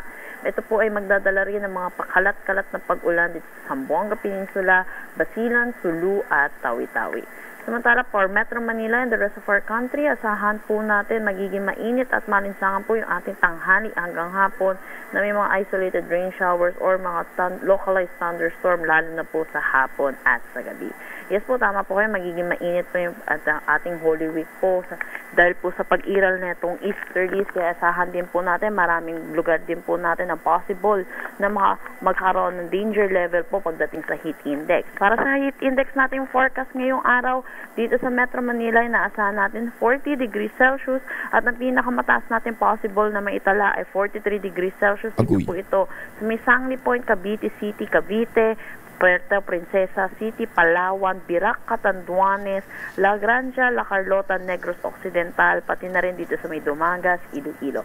Iba yung pag-iingat lang din po para sa ating mga kababayan dulot po nitong init na panahon. Kung maaari, stay indoors po, lalo na po sa tanghali hanggang hapon. Yan po muna latest dito sa Pag-asa Weather Forecasting Center. Chanel Dominguez po, magandang umaga. Chanel, may operation naman ang Pag-asa ngayong Holy Week. Ayos po. 24 hours po kami. Hindi kayo magbabakasyon, ha? Opo, hindi po kami magbabakasyon. Punta na lang sa Newban Beach. Magbanyo-banyo na lang muna. Oo, siya. Sige. So, yung weather outlook na yon hanggang linggo, ganun ang inaasahan natin, maalinsangan. Mainit po talaga. Opo. Ay, susmi. Kaya kinakailangan magbaon ng proteksyon laban sa init. Ha? Thank you, Ma'am Chanel. Thank you po. Si Chanel Dominguez mula sa Pag-asa na kahit daw po Holy Week, hindi sila magbabakasyon. Magandang umaga, Pilipinas! Kadalasan pagka bumibiyahe tayo, alaho tayong baong tubig. Siyempre, kung may baong tubig, pang inom na lang. Magbaon ho ng proteksyon laban ho sa mikrobyo. Magbaon ho ng family alcohol. Dalawang formulation of family alcohol na pwede nating pagpilian, pwede nating baunin. Yung family 70% isopropyl alcohol, especially prepared for clinics, hospital, pharmacies, laboratories. Pero okay na okay din po yan na baunin ho natin sa ating biyahe. Very effective po yan sa disinfection, anti-sterilization. Ganyan na bagsik ng family 70% isopropyl alcohol. Maghapon man natin gamitin, no problem. Hindi po manuno yung ating mga kamay dahil meron po itong moisturizer. Yun namang mabangong family rubbing compound improved alcohol. Ayun po yung mabangong isopropyl alcohol na ginagamit po ng mga masahista, mga barbero, mga doktor, mga nurse, mga kumadrona for sponge baiting and other cleansing purposes. Family rubbing alcohol para hindi siya reachable na sa mahabang panahon. Mabibili sa namang butik at convenience stores nationwide. Family rubbing alcohol, hindi lang pampamilya, pang sports pa. Magandang umaga, Pilipinas! Isa sa mga napapansin ho natin pagkapanahon ho ng tag-init, ang dami din pong nagkakapigsa. Ano nga ba kaugnayan ng pigsa at saka ng tag-init? Yan po ang alamin natin mula kay Brian Posadas, isa pong napakagaling na pharmacist, at isa pong health advocate. Sir Brian, magandang umaga po sa inyo. Ay, teka mo, nakamute yata si Sir Brian. Sir Brian? Hello? Ayan, okay, ayan, narinig ka namin. Anong kaugnayan ng summer season, nagiging kapuna-puna daw, yung pagtaas ng pigsa? Yeah, normal yon Kong Angel, kapag tag-init, siguro intindihin muna natin, mabilis lang. Ang pigsa kasi, namumula yan, masakit at puno ng nana usually yan. Yun sinasabi nila parang mata, but it's actually pasensya na sa mga kumakain. And usually yan yung umuumbok sa balat. So, saan ba nanggagaling yung pigsa? It's basically an infection sa hair follicles natin or sa gland. So usually nasa may bandang hair follicles talaga yan ng parts of body natin. And kadalasan, it's caused, siguro around 19 to 95%, it's caused by Staphylococcus aureus ng bacteria. Ang Staph aureus, makikita naman talaga natin yan madalas sa mga skin natin. Except that, kapag nagkakaroon ng abrasion or nagkakaroon ng bara yung mga pores natin at nakapasok doon sa lugar na yon, yung Staphylococcus aureus, magpapadala yung body natin ng white blood cells or neutrophils, tapos ia-attack niya yung bacteria na nag-form doon, no? Na nakapasok doon. That's the reason why nagkakaroon siya ng parang pamumula at pamamaga, no? So dahil nagkakaroon siya ng pamumula at pamamaga, lumalaban yung mga white blood cells natin, yun yung nagiging nana. Kaya siya nagiging masakit. The inflammation is your body's response to a microorganism or bacteria na nakapasok dun sa hair follicle natin. So anong relation? Bakit mas marami kapag summer, no? Kasi mas mabilis tayong mag-sweat. Meaning nagpapawis tayo. Oo, so dahil nagpapawis tayo, ang pawis natin is composed of different things. So, hindi lang naman yan basta tubig, no? Ang pawis natin may kasama yung salt, bukod sa water, salt, urea, lactic acid, and yung dead skin cells natin. So, kapag hindi mo kagad napunasan yung pawis mo, tapos natuyo, tapos babarayan yung mga kasama ng pawis natin dun sa mga pores. So dun sa bandang hair follicle kasi magko-combine yan with your oil sa ilalim, no, sa dulo ng hair follicle natin, sa loob niyan, nandiyan din yung oil sebum natin, yung langis. So nagko-combine lahat yan plus moist yung condition dahil nagpapawis ka nga, right? Papasok yung Staph aureus. That's the best condition for your Staphylococcus aureus to grow. Meaning mas dadami siya, mas makakapasok siya. Kaya napapansin natin kapag summer, mas maraming nagkakaroon ng boils. Aside from the fact na ang dami nating outdoor activities, nagkakaroon madalas ng friction yung skin natin, no? Small microabrasions, mga frictions dun sa mga hair follicles lalo banda. Kaya doon nagfo-form yan. Kaya nagpipigsa. Dahil bacteria din yan kapag nagpapalitan tayo ng mga dahon, ng mga tuwalya. Tuwalya, Nagpapalitan tayo ng tuwalya, possible yon na magamit natin or maipasa sa atin. Organic ang ginagamit po palang pamunas, dahon. Tuwalya. Dahon. Parang alam mo na kung saan mo yung pinunasan mo nun.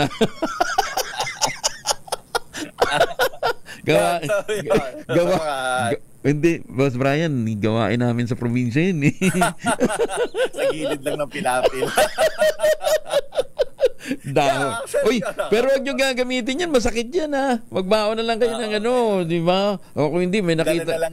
Magdala na lang ng tissue. O kung hindi, kung may nakita kayong pulyetos dyan sa tabi-tabi ng mga kandidato, atakin nyo na lang yun, di ba? Iharap nyo yung muka, yun ang ipunas nyo. Hindi, pero okay, seriously. Kaya mahalaga na pupunasan, nalilinis yung parts natin. Usually sa armpit, usually sa puwet, kasi nga may friction. Okay.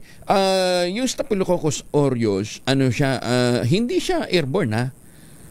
Hindi. So kaya kinakailangan talaga matouch para makalipat. Yes.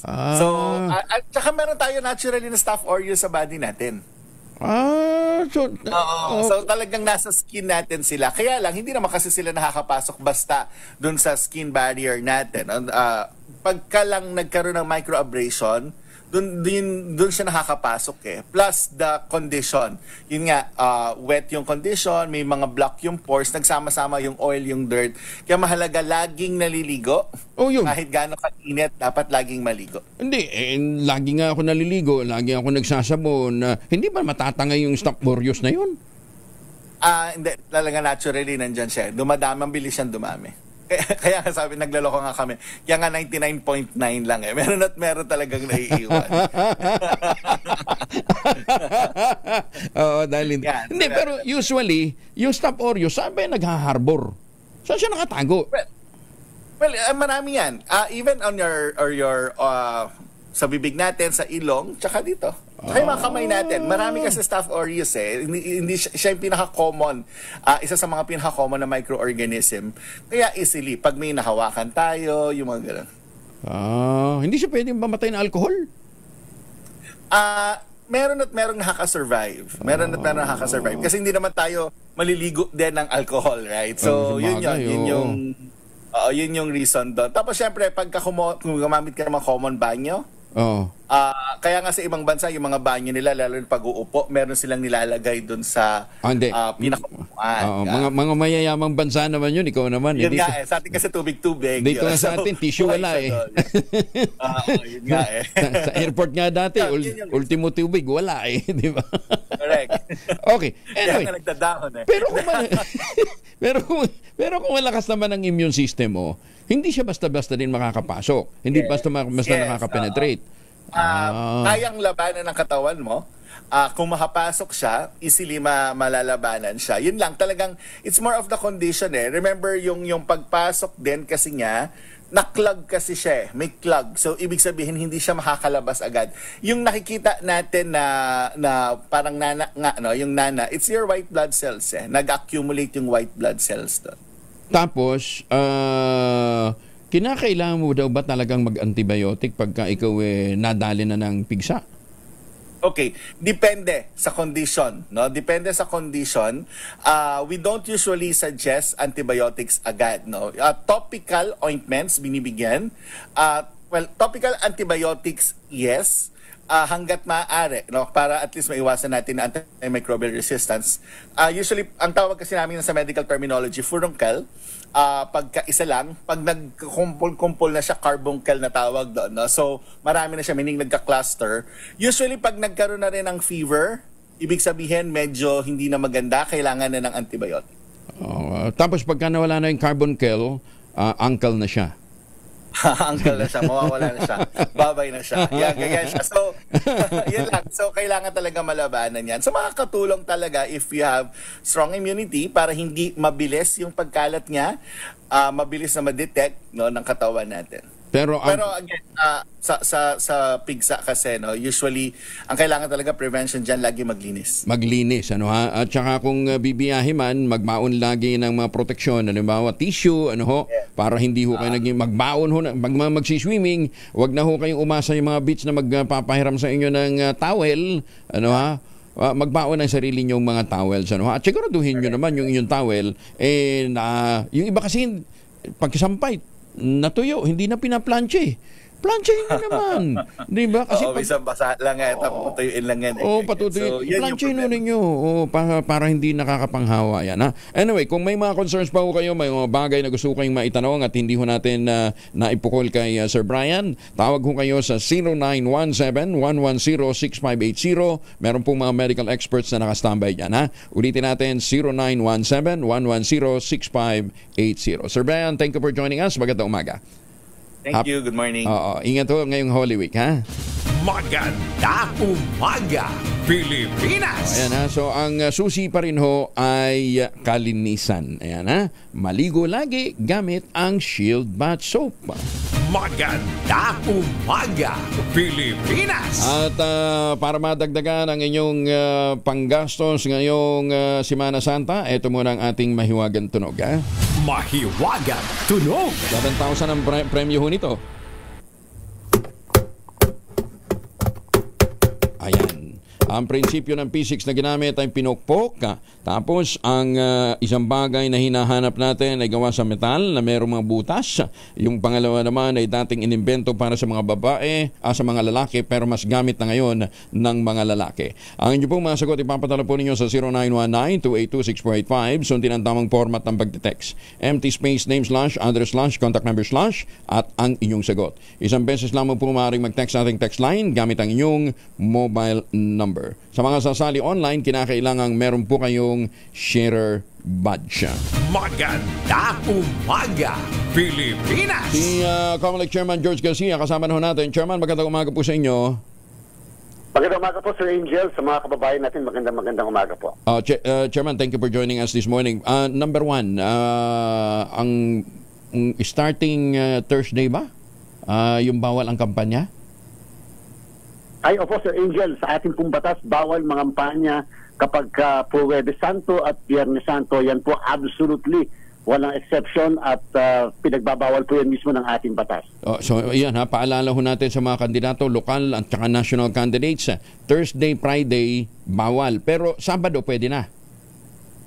Pwede na po ng Sabado at Linggo, pwede rin po yung Linggo ng pagkabuhay. Okay. Pero wag naman siguro sa mga simbahan, nakakahiya naman, di ba? O saka yung iba po talaga nagpapabasa. Alam niyo naman, yan ay ating tradisyon. Kaya lang, wala naman po problema na nagpapabasa tapos nagpapakain pa yung iba. At kung ano pang ginagawa after. Sana po i-respeto na lang natin yung isang napaka-sacred na religious activities ng ating po Semana Santa. Bawal mag-sponsor ng pabasa? Kasi po nagpapakain po sila pagkatapos diba po kahit paano, that's also campaigning.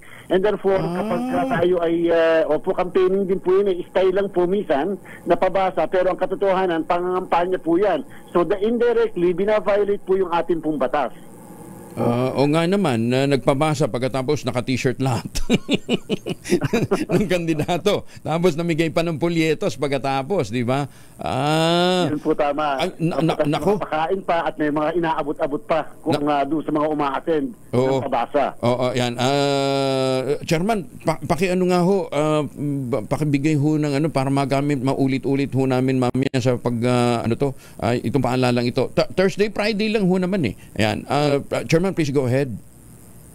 Opo, sa ating pong mga kandidato at sa ating pong mga kababayan ay nasitan niyo po yung mga kandidato na mangangampanya sa Huwebes Santo at Biyernes Santo. Ito po ay ipinagbabawal, hindi lamang ng COMELEC kundi mismong batas natin ipinagbabawal dahil ito po ipagkilala at pagrespeto sa ating pong isa sa mga relihiyon natin, ang relihiyon ng Katoliko, Kristiyano. At dahil po dyan ay dapat masita natin at kung may magbabiolate, ma-report ka agad sa amin sapagkat yan po'y karampatan namin kagad na paparusahan yung mga kandidatong lalabag po nito. Okay. Lalo-lalo ng mga sponsor ng pakain. Ay opo, dahil po bawal yan sapagkat yan po ay pangangampanya rin. Oo. Yun daw pamimigay ng tubig ngayong mga magbibiyahe. Bawal ba yan? Kung halimbawa, tubig may pangalan ng kandidato. Chairman. Ako si Angel, kung wala pong pangalan yung kandidato, kung tubig lang, ako personally, lagi ko pong sinasabi ito, wala po akong problema sa init ng araw sa kasalukuyan. Bakit nga ba hindi tayo tatanggap o magbibigay ng tubig? Yan ay pakikipagkapwa-tao man lang. Pero wag naman po lagyan na ng pangalan. Pwede naman po mamigay kahit nga po sabihin na natin na namimigay ay naka-t-shirt na sa inyo, pero wag na lang po yung mismong tubig ilalagyan ng pangalan. So yan po, papayagan na po natin para lamang po makatulong kahit paano sa mga kababayan natin, lalo na para maiwasan ng heat stroke. O kaya naman sa pagbabiyahe talaga naman, minsan nahihirapan din yung kababayan natin na makakuha at makabili kagad ng tubig. Ayan, klaro. Basta't wag doon sa bote, kahit yung namimigay naka-t-shirt, okay lang yan, no problem. Chairman, yung mga yung mga ambulant vendors ba na naka-t-shirt na habang nagtitinda sa mga lansangan, okay lang ba yun?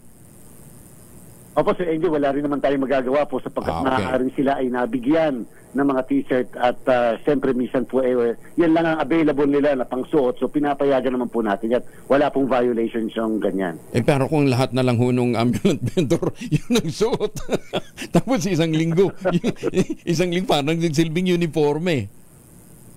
Opo, parang parte na rin po yun ng pangangampanya, Sir Angel, at mas okay na ako sa ganon kaysa naman po yung pinamimigay ay yung pagkamamahal ng mga items and therefore that's vote buying. Okay. Kahit yung sombrero, okay din yun? Okay pa rin po ang sombrero, bowler na tinatawag, caps, yan, pwede po yan, pinapayagan na po natin na ibigay ngayon yan. Ayan, basta siguraduhin nila within spending limit sila ha, dahil may mga nakausuhan na. Dahil sa baka naman pagkamamahal na sombrero talagang yung mga nabibili pang NBA o kaya so wag naman po yung ganon. Yung mga pasombrero lang na mumurahin.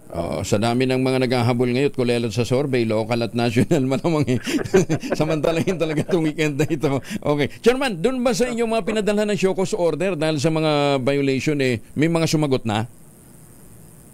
Meron na po. Halos naman sumagot na lahat, Sir Angel. Una, para sa inyong kaalaman, ngayong araw to baka maaari may isa-file yung pong ating task force laban muna doon sa isa na sa kanilang palagay ay maaaring nag-violate ng anti-discrimination resolution natin and therefore maaaring humarap sa tinatawag na disqualification at election offense. So yan po asahan nyo ngayong araw na ito. Meron na naman pong pangalawa na meron na naman pong isa pa, Sir Angel, na i-issuean ngayong araw na ito ng show cause order dyan naman po sa Pasay. At ang tingin ng ating pong task force ay discrimination, yung racism na tinatawag. Ay, oo. Meron kasing nagbanggit dyan na yung pinagbabawal yung lahat ng Bombay daw dyan sa Pasay upang maiwasan yung mga amoy sibuyas. So yung po, sa Angel ay, maaari yung iba ay talagang siguro nga na parang joke po yun, pero hindi po yun, hindi po natin papayagan yung ganyan. Kaya po ngayong araw na ito, i-issue rin po muli ang isa pang show cause order laban po doon sa kandidatong yon. Bakit? Isa pa? May nauna na ba? May mga nauna na po tungkol sa racism sa Natandaan niyo po, may kandidato rin na isang gobernador pa na incumbent at tumatakbong gobernador muli. Ang issue naman ay religion at issue rin ang kababaihan. Okay. Chairman, may mga nagtatanong lang dito sa amin, nabe-verify daw ba ng voter kung tama yung pumasok na boto nila doon sa online voting? Ayan, ganito po yun, Sir Angel. Yung po mga kababayan natin, ngayon po ay halos 61,000 na mahigit ang nag-i-enroll doon sa ating pong online voting. Hindi ko lang po masasabi kung ilan na yung nakaboto sa Angel dahil bawal po sabihin dahil nasa batas po mismo yon. Ngayon po, pag po kayo bumoto, makikita niyo po yung pinakabalota niyo, yung pinili niyo na 12 senador at isang party list. Tama po yan. Pero kapag po napindot niyo na yung word na cast, yung ikakast na yung boto nyo, ibig sabihin kumbaga sa balota, inilagay nyo na sa ballot box, yan pong may makikita kayo sa QR code. Pag pinindot niyo po yung QR code nyo, encrypted na po yung inyo pong boto. Ano ibig sabihin na encrypted? Opo, yun po is industry standard yun. At talagang yun po ay kasama sa security para hindi po ito matamper, hindi po ito kung sakasakaling ito ay may intercept o interrupt or whatever, yan po sa Angel ay hindi po nila mababasa yung mismo eksaktong mga pangalan ng kandidato. Naandun po sa encryption na yon ang lahat ng names ng mga kandidato nakaspread na pagpipilian, yung po 66 na senador at yung po 155 na mga candidates for party list. So hindi po nila makikita yung eksaktong binoto nila sa encryption. Bakit po? Kasi po baka magamit sa Angel sa tinatawag natin na vote buying. Wala pong pinagkaiba yan sa resibo. Bawal picturean yung resibo pag nakita na natin at hindi rin natin pwedeng ilabas kapag tayo sa mismong araw na eleksyon dito sa ating bansa. So meron po nag-upload kahapon, magkaiba daw yung boto niya at saka yung naandoon sa nakikita niya na encryption. Kasi po ang nakikita niya sa encryption, yung names ng lahat ng mga kandidato na nakaspread, kasi po nakascript siya, encrypted po siya, Sir Angel. Pero meron naman silang orientation prior to that na yun magiging output. Opo, dahil po yung mga embahada natin, konsulada, nagkaroon po lahat siya ng kanilang training at saka voters education. Okay. At in fact po patuloy pa rin po yung ating voters education sa ganyan. Pero again, binabanggit ko po, sinasabi ko po sa lahat, madami po halos doon sa mga bumoto sa Angel ay natuwa doon sa napakabilis na pagboto nila. Hindi sila pumunta sa embahada at konsulada. Kasi po sa Angel, kung yan ay may irregularidad o anomalya, halimbawa, bakit po tumataas pa ng bilang ng mga kababayan natin ang nagpapa-enroll at nasisiyahan na bumoto. So, again, doon po sa gusto pong so ng misinformation and disinformation, huwag naman po sana. Kaawa-awa naman po yung mga kababayan natin na gusto magkaroon ng mabilisang pagboto at ma-experience yung ating pong makabagong paraan ng pagboto. Huwag po kayo mag-alala, maka-counter-check, mabe-verify yan sa mga embahada at konsulada sa May 12 kung yung lahat ng boto nyo ay nabilang at naandyan ba. Ayan, okay. Kasi napagandang paalala. Pahabol na lang, Chairman. Sabi nyo kasi kanina, binanggit yung mga Bombay, amoy sibuyas, mababaho, magbabawal sa Pasay. Butante daw ba yung Bombay? Kahit po hindi botante, Sir Angel, hindi naman po natin pinag-uusapan kung ang hinahamak na inaalipusta natin ay ang mga botante or what. Kita niyo po, ang tanong din ngayon sa amin, pinag-iisipan nga namin, kapag ka ba inabuso natin yung mga hayop, kasi meron po lumalabas din sa social media, ang hayop po ba ay bumoboto? Diba po hindi rin? Pero bakit meron tayong batas na pinoprotektahan kahit ang pusa, aso at iba pang hayop natin? So, yan po ay pagiging tao natin. So, hindi po pinag-uusapan paano po kung ang inaalipusta ay bata? Hindi naman po bumoboto rin po yung bata. Pero bawal po sapagkat sinabi natin that's anti-discrimination. Ganun din kung bakit bawal pakuan ho ang mga puno. Ayan ha? Dahil may mga batas ho tayo. Tama po. Tayong dalawa, Sir Angel, lagi tayo nasasaktan kapag may nakikita tayong mga puno na pinapakuan. Yung iba sabi nila, hindi naman namin pinakuha na, tinalian lang naman namin. The same thing. Bakit nyo naman pipirwisyoin yung puno? Wala nga siyang kinalaman sa eleksyon eh. Mabuti sana kung boboto yan. Angel, kung sila kaya ang talian, butuwa din ba sila? Ayan. Anyway, Chairman, naku, ang dami nyo pang magiging sakit ang ulo sa mga susunod na araw. In the meantime, relax na muna kayo at siguraduhin ninyo na nakapagba-vitamins kayo dahil maaga namin kayong binubulabog. Thank you po, Chairman. Magandang umaga po. Maraming salamat po, Sir Angel. Mabuhay po. Ingat po kayo. Si Chairman George Garcia ng Commission on Elections. Magandang umaga, Pilipinas! Oy, magandang umaga kay Wawi, ha? Si Wawi yun eh. Si Wawi, si Wawi, yung nagsabi ho na, ano to? Basta ang dami nito. Kesyo fake news daw yung mga banat doon sa Wawi Market. Hindi, ikaw ang pinopolitika daw. Paano pinopolitika? Hindi ka makapagsambit ng records mo sa, hindi ka nagsasabit ng records mo sa sa LLDA, kung nagko-comply ng requirement mo sa LLDA tsaka sa DNR, sasabihin mo pinipolitika ka, pambihirang buhay ito. Ayun, banat pa naman pag siya daw pong nanalo itataboy niya daw lahat ng mga Bombay dahil mababantot. Ayun. Nabidyohan. Kaya ingat ho kayo sa panahon ito ng kampanya dahil marami ng paraan para i-record ho yung inyong mga pinagsasasabi. Diyan ho nagkakabukingan ko minsan di ba? Kahit pasikreto yung inyong pagsabi, maliit-liit na mga pulong, 5, 4, 8, public na rin ho yan, di ba? Ingat ho kayo. Meron nga isa sabi nun, isang kumakandidato naman, ang sabi niya, kaya ako masyadong na-accommodate ang DSWD dahil pinagkakape ko sila, binibigyan ko sila ng sandwiches, pinapakain ko sila. Parang sinabing, sinusuhulan ko sila. Magandang umaga, Pilipinas! Ay, Diyos may buhay ito. Aktor na si Allen Dizon, proud sa mga naipundar na negosyo sa Pampanga. Detalye ng balita mula kay Gorgie Rula. Gorgie, good morning! Proud ang premyadong aktor na si Allen Dizon sa mga naimpundar niyang negosyo sa Pampanga. Nagmamay-ari siya ngayon ng 2 franchise ng restaurant, itong Kenny Rogers sa may NLEX at Jerry's Grill sa San Fernando, Pampanga. Katabi nito ay pinatayuan niya ng isa pang restaurant na Korea naman. Maganda itong mga naipundar niyang negosyo kasama ang 2 partners dahil hindi naman daw permanenteng marami kang trabaho sa pag-aartista. Naniniwala pa rin si Allen na pagkain pa rin talaga ang kailangan at nagpapasalamat siya na malakas naman ito ang mga restaurant niya. At ang sabi pa ng aktor, ito na raw kasi ang ipapamana niya sa kanya mga anak. Narito pa ang dagdag na pahayag ni Allen Dizon. Oo, kailangan kasi doon yung pamamana ko sa mga anak ko pagdating ng araw diba? Negosyo kasi gusto ko pa rin business pa rin ang gusto nilang pasukan. Iyan ang pahayag ni Allen Dizon at dagdag pang kwento ng aktor, magsa-summer job pa nga raw sa kanyang restaurant ang 2 niyang anak. Hindi para boss or manager kundi magsisimula raw talaga sila sa ibaba at kailangan daw nilang masubukang mag-waitress o kahit pag-dishwasher para maintindahan daw nila ang pagtatrabaho na hindi ganon kadali.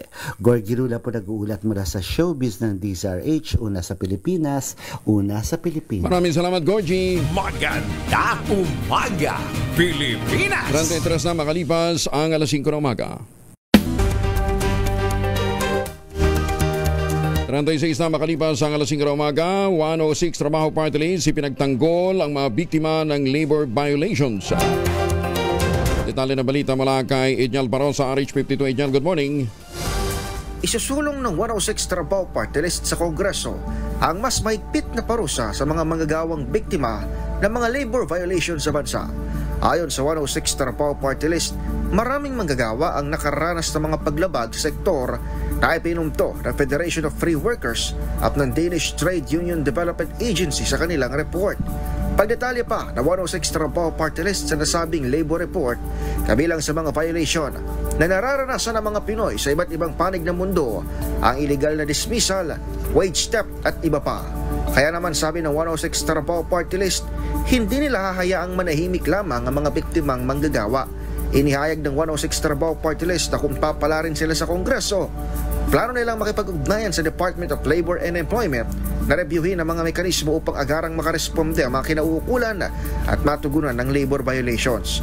Layo ng 106 Trabaho Party List na isulong ang mga reforma sa sektor ng paggawa, maging sandigan ng mga manggagawa at mapalakas ang kanilang mga karapatan at benepisyo bilang mga manggagawa. Ito sa Edniel Parrosa, nag-uulat para sa DZRH. Una sa Pilipinas, una sa Pilipino.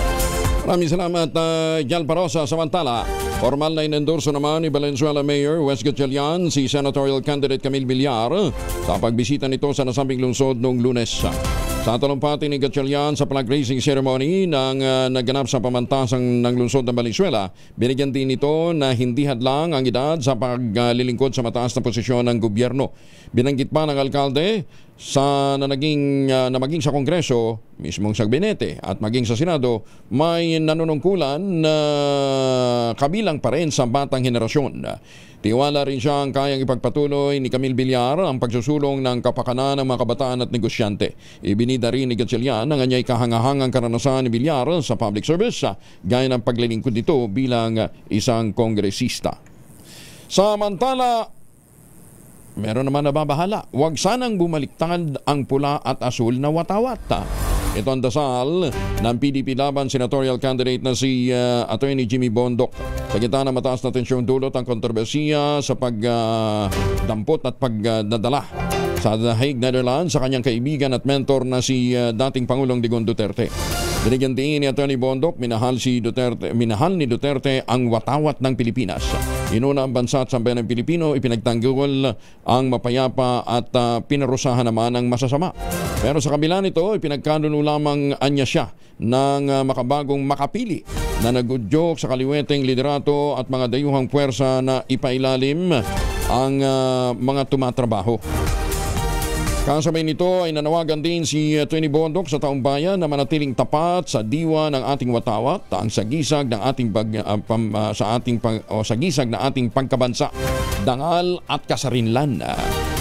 Binigyan din pa nito na kailanman hindi naging traidor ang dating Pangulong Digong sa interes ng mga Pilipino at kabilang siya sa mga lider na tunay na nagmahal ng bayan.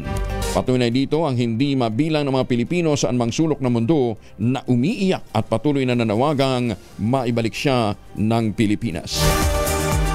Alas 5:40 ang oras sa buong kapuluan, umabot naman sa 300,000 pirma ang nakalap na ng ilang grupo bilang pagsuporta sa FPJ Panday Bayanihan Party List.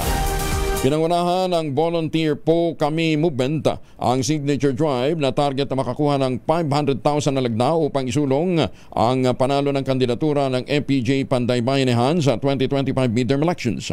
Malugod namang tinanggap ni FPJ Panday Bayanihan Party List First Nominee Brian Poe Llamanzares ang regalo ng grupo.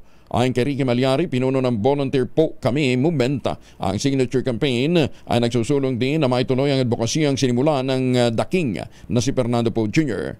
Kabilang naman sa mga lugar na magandang naging tugon sa pag-ikot ng FPJ Panday Bayanihan ay sa Pasig City, Taguig, Marikina, Pateros, San Juan, Las Piñas, Muntinlupa, Bacoor, ganyan din sa lalawigan ng Rizal, Pangasinan at marami pang panig ng Pilipinas. Magandang umaga, Pilipinas! Pero habang umiinit ang politika, tumataas ang tensyon, tumataas din ang presyo ng karning baboy. Pati ang isda, nagmahal din sa Baclaran Market. Nandun si Giselle Ricaport, RH15. Giselle, good morning. Good morning, Kuya Angel. Bagamat mababa yung demand ngayong mahal na araw, abay nagmahal pa yung presyo ng karne ng baboy dito sa Baclaran Market, Parañaque City.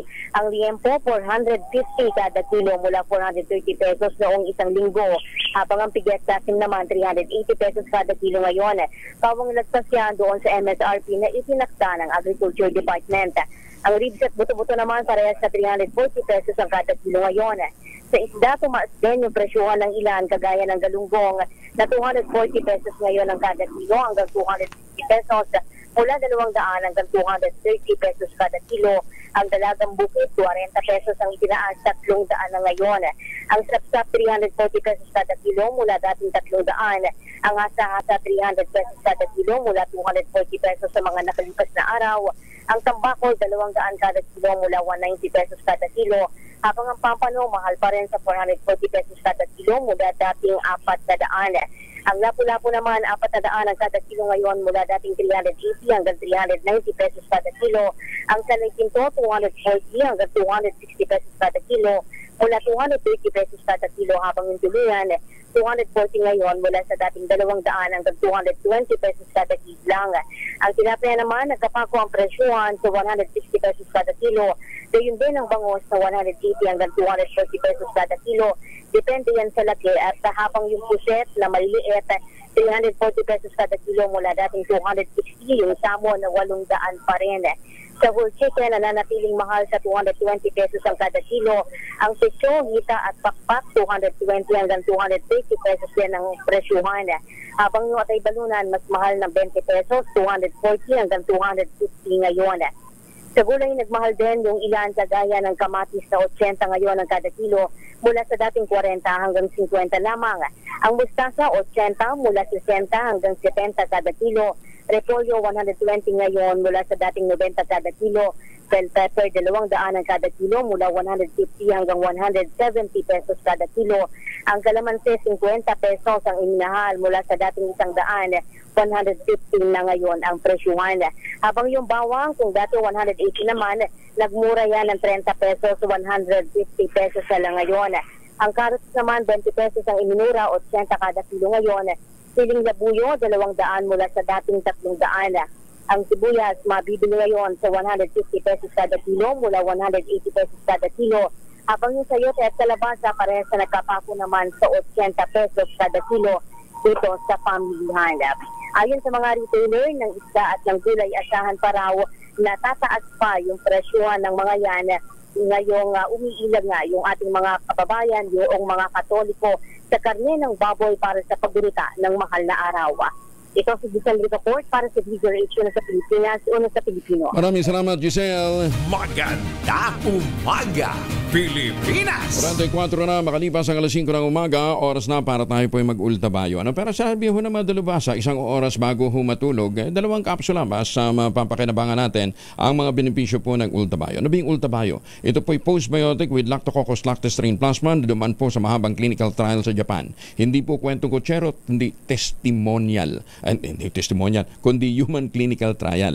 Hindi po testimonial o kwentong kutsero, kundi human clinical trial yan po sa Japan. Ang bawat kapsula po ng ultabayo ay nagtataglay ng 50 billion cells ng Lactococcus lactostrain plasma. Kaya po napaka-potent ito na pagpasok po sa ating katawan, ina-activate po nito yung PDC, yung plasmacytoid dendritic cell na tinatawag nga pong commander ng ating immune system. At yun po nagtataboy ng mga toksin sa ating katawan habang tayo po ay natutulog. Kaya pinapalakas po nito ang immunity ng ating pong sistema. Ayan, nakatutulong po yan para ma-achieve natin ang magandang tulog. Pag kami magandang tulog, may panlaban ho tayo sa puyat, pagod at stress.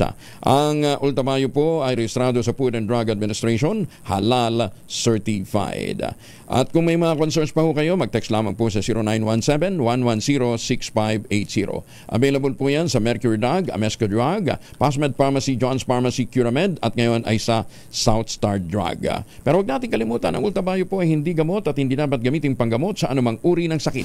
Maganda umaga, Pilipinas! 46 na makalipas ang alas 5. Alas 5:50 ang oras sa buong kapuluan. Nangako ang Komadrona Party List na isusulong din nilang kapakanan ng mga buntis kung maipapanalo ng taong bayan sa 2025 midterm elections. Sa Bakit Ikaw, the DZRH job interview, ipinarating ng isang nagdadalawang tao ang kanyang hinaing kay Komadrona Party List nominee Attorney Arnel Gubalia tungkol sa kakulangan ng libreng medical test na alok ng mga barangay health centers sa mga buntis. Ayon sa ang Komadrona, maaaring makipag-ugnayan ang party list sa Department of Health o sa Department of the Interior and Local Government upang makumpleto at mapahusay ang binibigay na prenatal test sa mga health centers. Binigyan din naman ni Atty. Gubalia na mahalaga ang dekalidad na prenatal care dahil nangangahulugan ito na pinapalakas din ng Estado ang mga komunidad at bababa ang mga maternal at infant mortality lalong-lalo na sa mga remote at underserved na mga lugar. Aliliwanagin ko lang po, yung mga lab test at saka kung ano-anong testing, yan po ay nasasaklawan po yan ng ating mga barangay health center. under po yan ng DOH. Ngayon po, yun naman pong sinusulong ng mga kamadrona ay yung pong serbisyo nila sa mga barangay health center. Pero ito pong ating party list, pwede rin po natin na ibig sabihin na saklawan yan, na makipag-coordinate po kami sa DOH at saka sa DILG para po sa mga buntis ay magbigyan po natin ng tulong tungkol po doon sa inyong mga sa mga test ninyo habang kayo ay yung tinatawag na prenatal, yung nagbubuntis, kasi inaalagaan na rin po kayo ng mga kamadrona. Ngayon po, ito kasing kamadrona, yung welfare po nila ang aming pinapangalagaan, pero isasama na rin po namin, ma'am, yung concern ninyo bilang mga buntis. Ang Kumadrona Party List number 72 sa inyong mga balota ay binubuo ng mga frontline health workers gaya ng mga kumadrona, mga nurse, mga pharmacists, mga doktor, mga researcher at iba pang professional at stakeholder na nais garantihan na nakakarating hanggang sa mga malalayo at liblib na lugar ang basic health service. Ay magandang umaga sa ating mga magagandang mga kumadrona, ha? At baka kayo ho ay pabalik ho ng Pilipinas, mga bumibiyahe, magpapasalubong na naman ho kayo ng kung ano-ano, ha? Abay, wag ho niyong kalimutan, meron po tayong tangerine chocolate dito sa Pilipinas, ha? Ang tangerine chocolate po ay produkto ng mga magdanayog ng mga magsasaka dyan po sa lalawigan ng Quezon sa tulong po ni Dr. Helen Tan. Yung po mga planting material ng kakao galing Davao, itinanim po yan sa ilalim po ng mga nyugan. Kaya ngayon nagpo-produce ng husila na di kalidad na kakao beans, pinoprocess para maging tangerine chocolate. Available po yan sa 0919-095-5935. Ang tangerine chocolate po ay may mahigit 10 variants na ang mga raw material ay galing din po sa ani ng ating mga magsasaka. I-check po ninyo sa tangerinechocolate.ph. Sabi nga po ni Dr. Helen Tan, sino bang magmamalasakit sa Pilipino kundi ang kapwa Pilipino. Kaya sabi ho niya, tangkilikin ang gawang atin. Maganda umaga, Pilipinas! LTO, mapila sa publiko, umiwas sa pagsakay sa mga kolorum ng mga PUB. Detalye na balita mula kay Val Gonzalez sa RH5. Val, good morning. Morning, Kuya Angel. Magdudulot ng malaking panganib sa kaligtasan ng mga pasahero ang isang kolorum na sasakyan dahil hindi ito sumasailalim sa mga kinakailangang safety inspection at wala ring insurance. Ito, Kuya Angel, ang babalang pahayag ngayon ng Land Transportation Office sa gitna pa rin ng patuloy na pagtaas ng bilang ng mga magsisiuwi sa iba't ibang mga probinsya ngayong Semana Santa. Giit ni LTO NCR Regional Director Roque Bersosa III, huwag tangkilikin at iwasan ang pagsakay sa mga kolorum na sasakyan na palihimang operasyon at walang terminal. Bukod sa usapin ng kaligtasan at kawalan ng insurance sa sandaling magkaroon ng aksidente, sinabi ni Bersosa ng operator ng kolorum na sasakyan ay umiiwas sa mga regulasyon ng gobyerno, buwis at safety checks. Dahil dito ay hinihikayat ng LTO ang publiko na i-report sa mga otoridad ang anumang hinihinalang aktibidad ng kolorum na kadalasang pabulong o sa paraan lamang ng pakikipag-usap kung kumuha ng isang pasahero. Ako si Val Gonzalez, DJ Rates, una sa Pilipinas, una sa Pilipino. Maraming salamat, Val. Uy, walang pila sa immigration ng NAIA Terminal 3, ha? Kahit sa oras ng rush hour para sa mga darating na mga passengers. Kahapon po yan, ha? Pero ngayon, ayan, kita ko ninyo. Real time to. Ayos, ha? Malaking improvement ito kumpara sa parehong oras noong nakarang linggo kung saan halos umabot sa entrance ng immigration ang pila.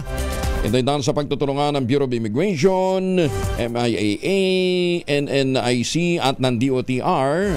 Kasunod ang utos ng Pangulong Bongbong Marcos na makapagbigay ng mas maginhawang biyahe sa mga pasahero ngayong Holy Week. Ayos, ha? Galing, ha? Sige, congratulations ho sa mga nandyan ho sa NAIA at kay Transport Secretary Vince Dizon. Magandang umaga po.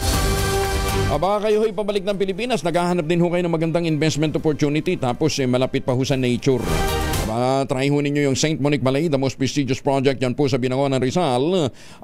Tingnan ho ninyo yung kanilang model ng townhouse, yung Bianca. 2-story townhouse yan, may balcony na may 2 hanggang 3 bedrooms. Pwede nyo ma-avail through Pag-ibig Financing at less than 20,000 pesos a month, 30 years to pay. Tawag na ho kayo sa 0917-719-7908 para po sa karagdagang detalye. Yan po yung tinatawag nilang luxurious living but affordable housing. Pagkagising mo, gusto mong malamig na simoy ng hangin at magandang tanawin? Ayan po ang sinasagot ng St. Monique Ballet.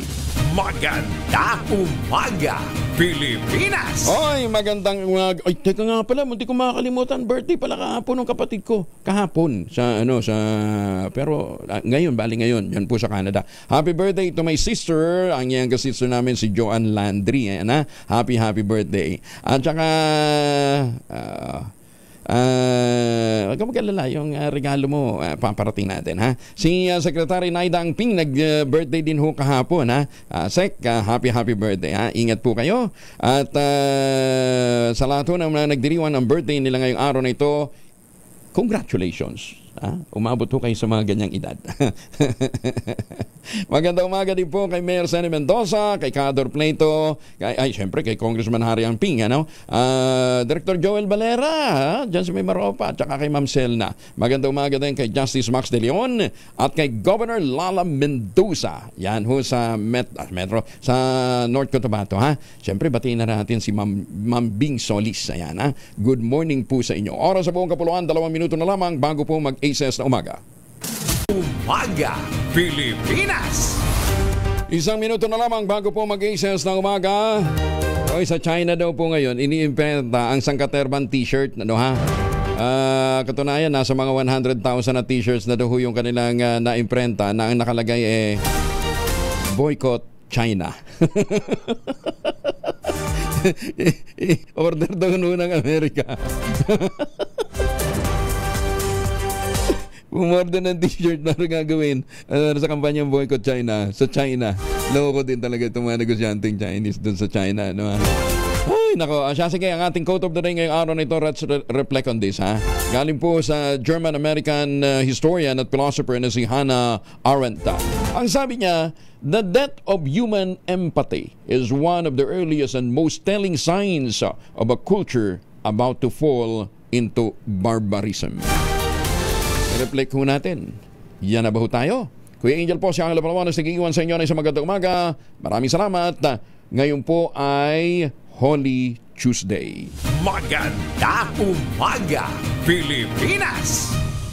2x2 at ACES Balita susunod na.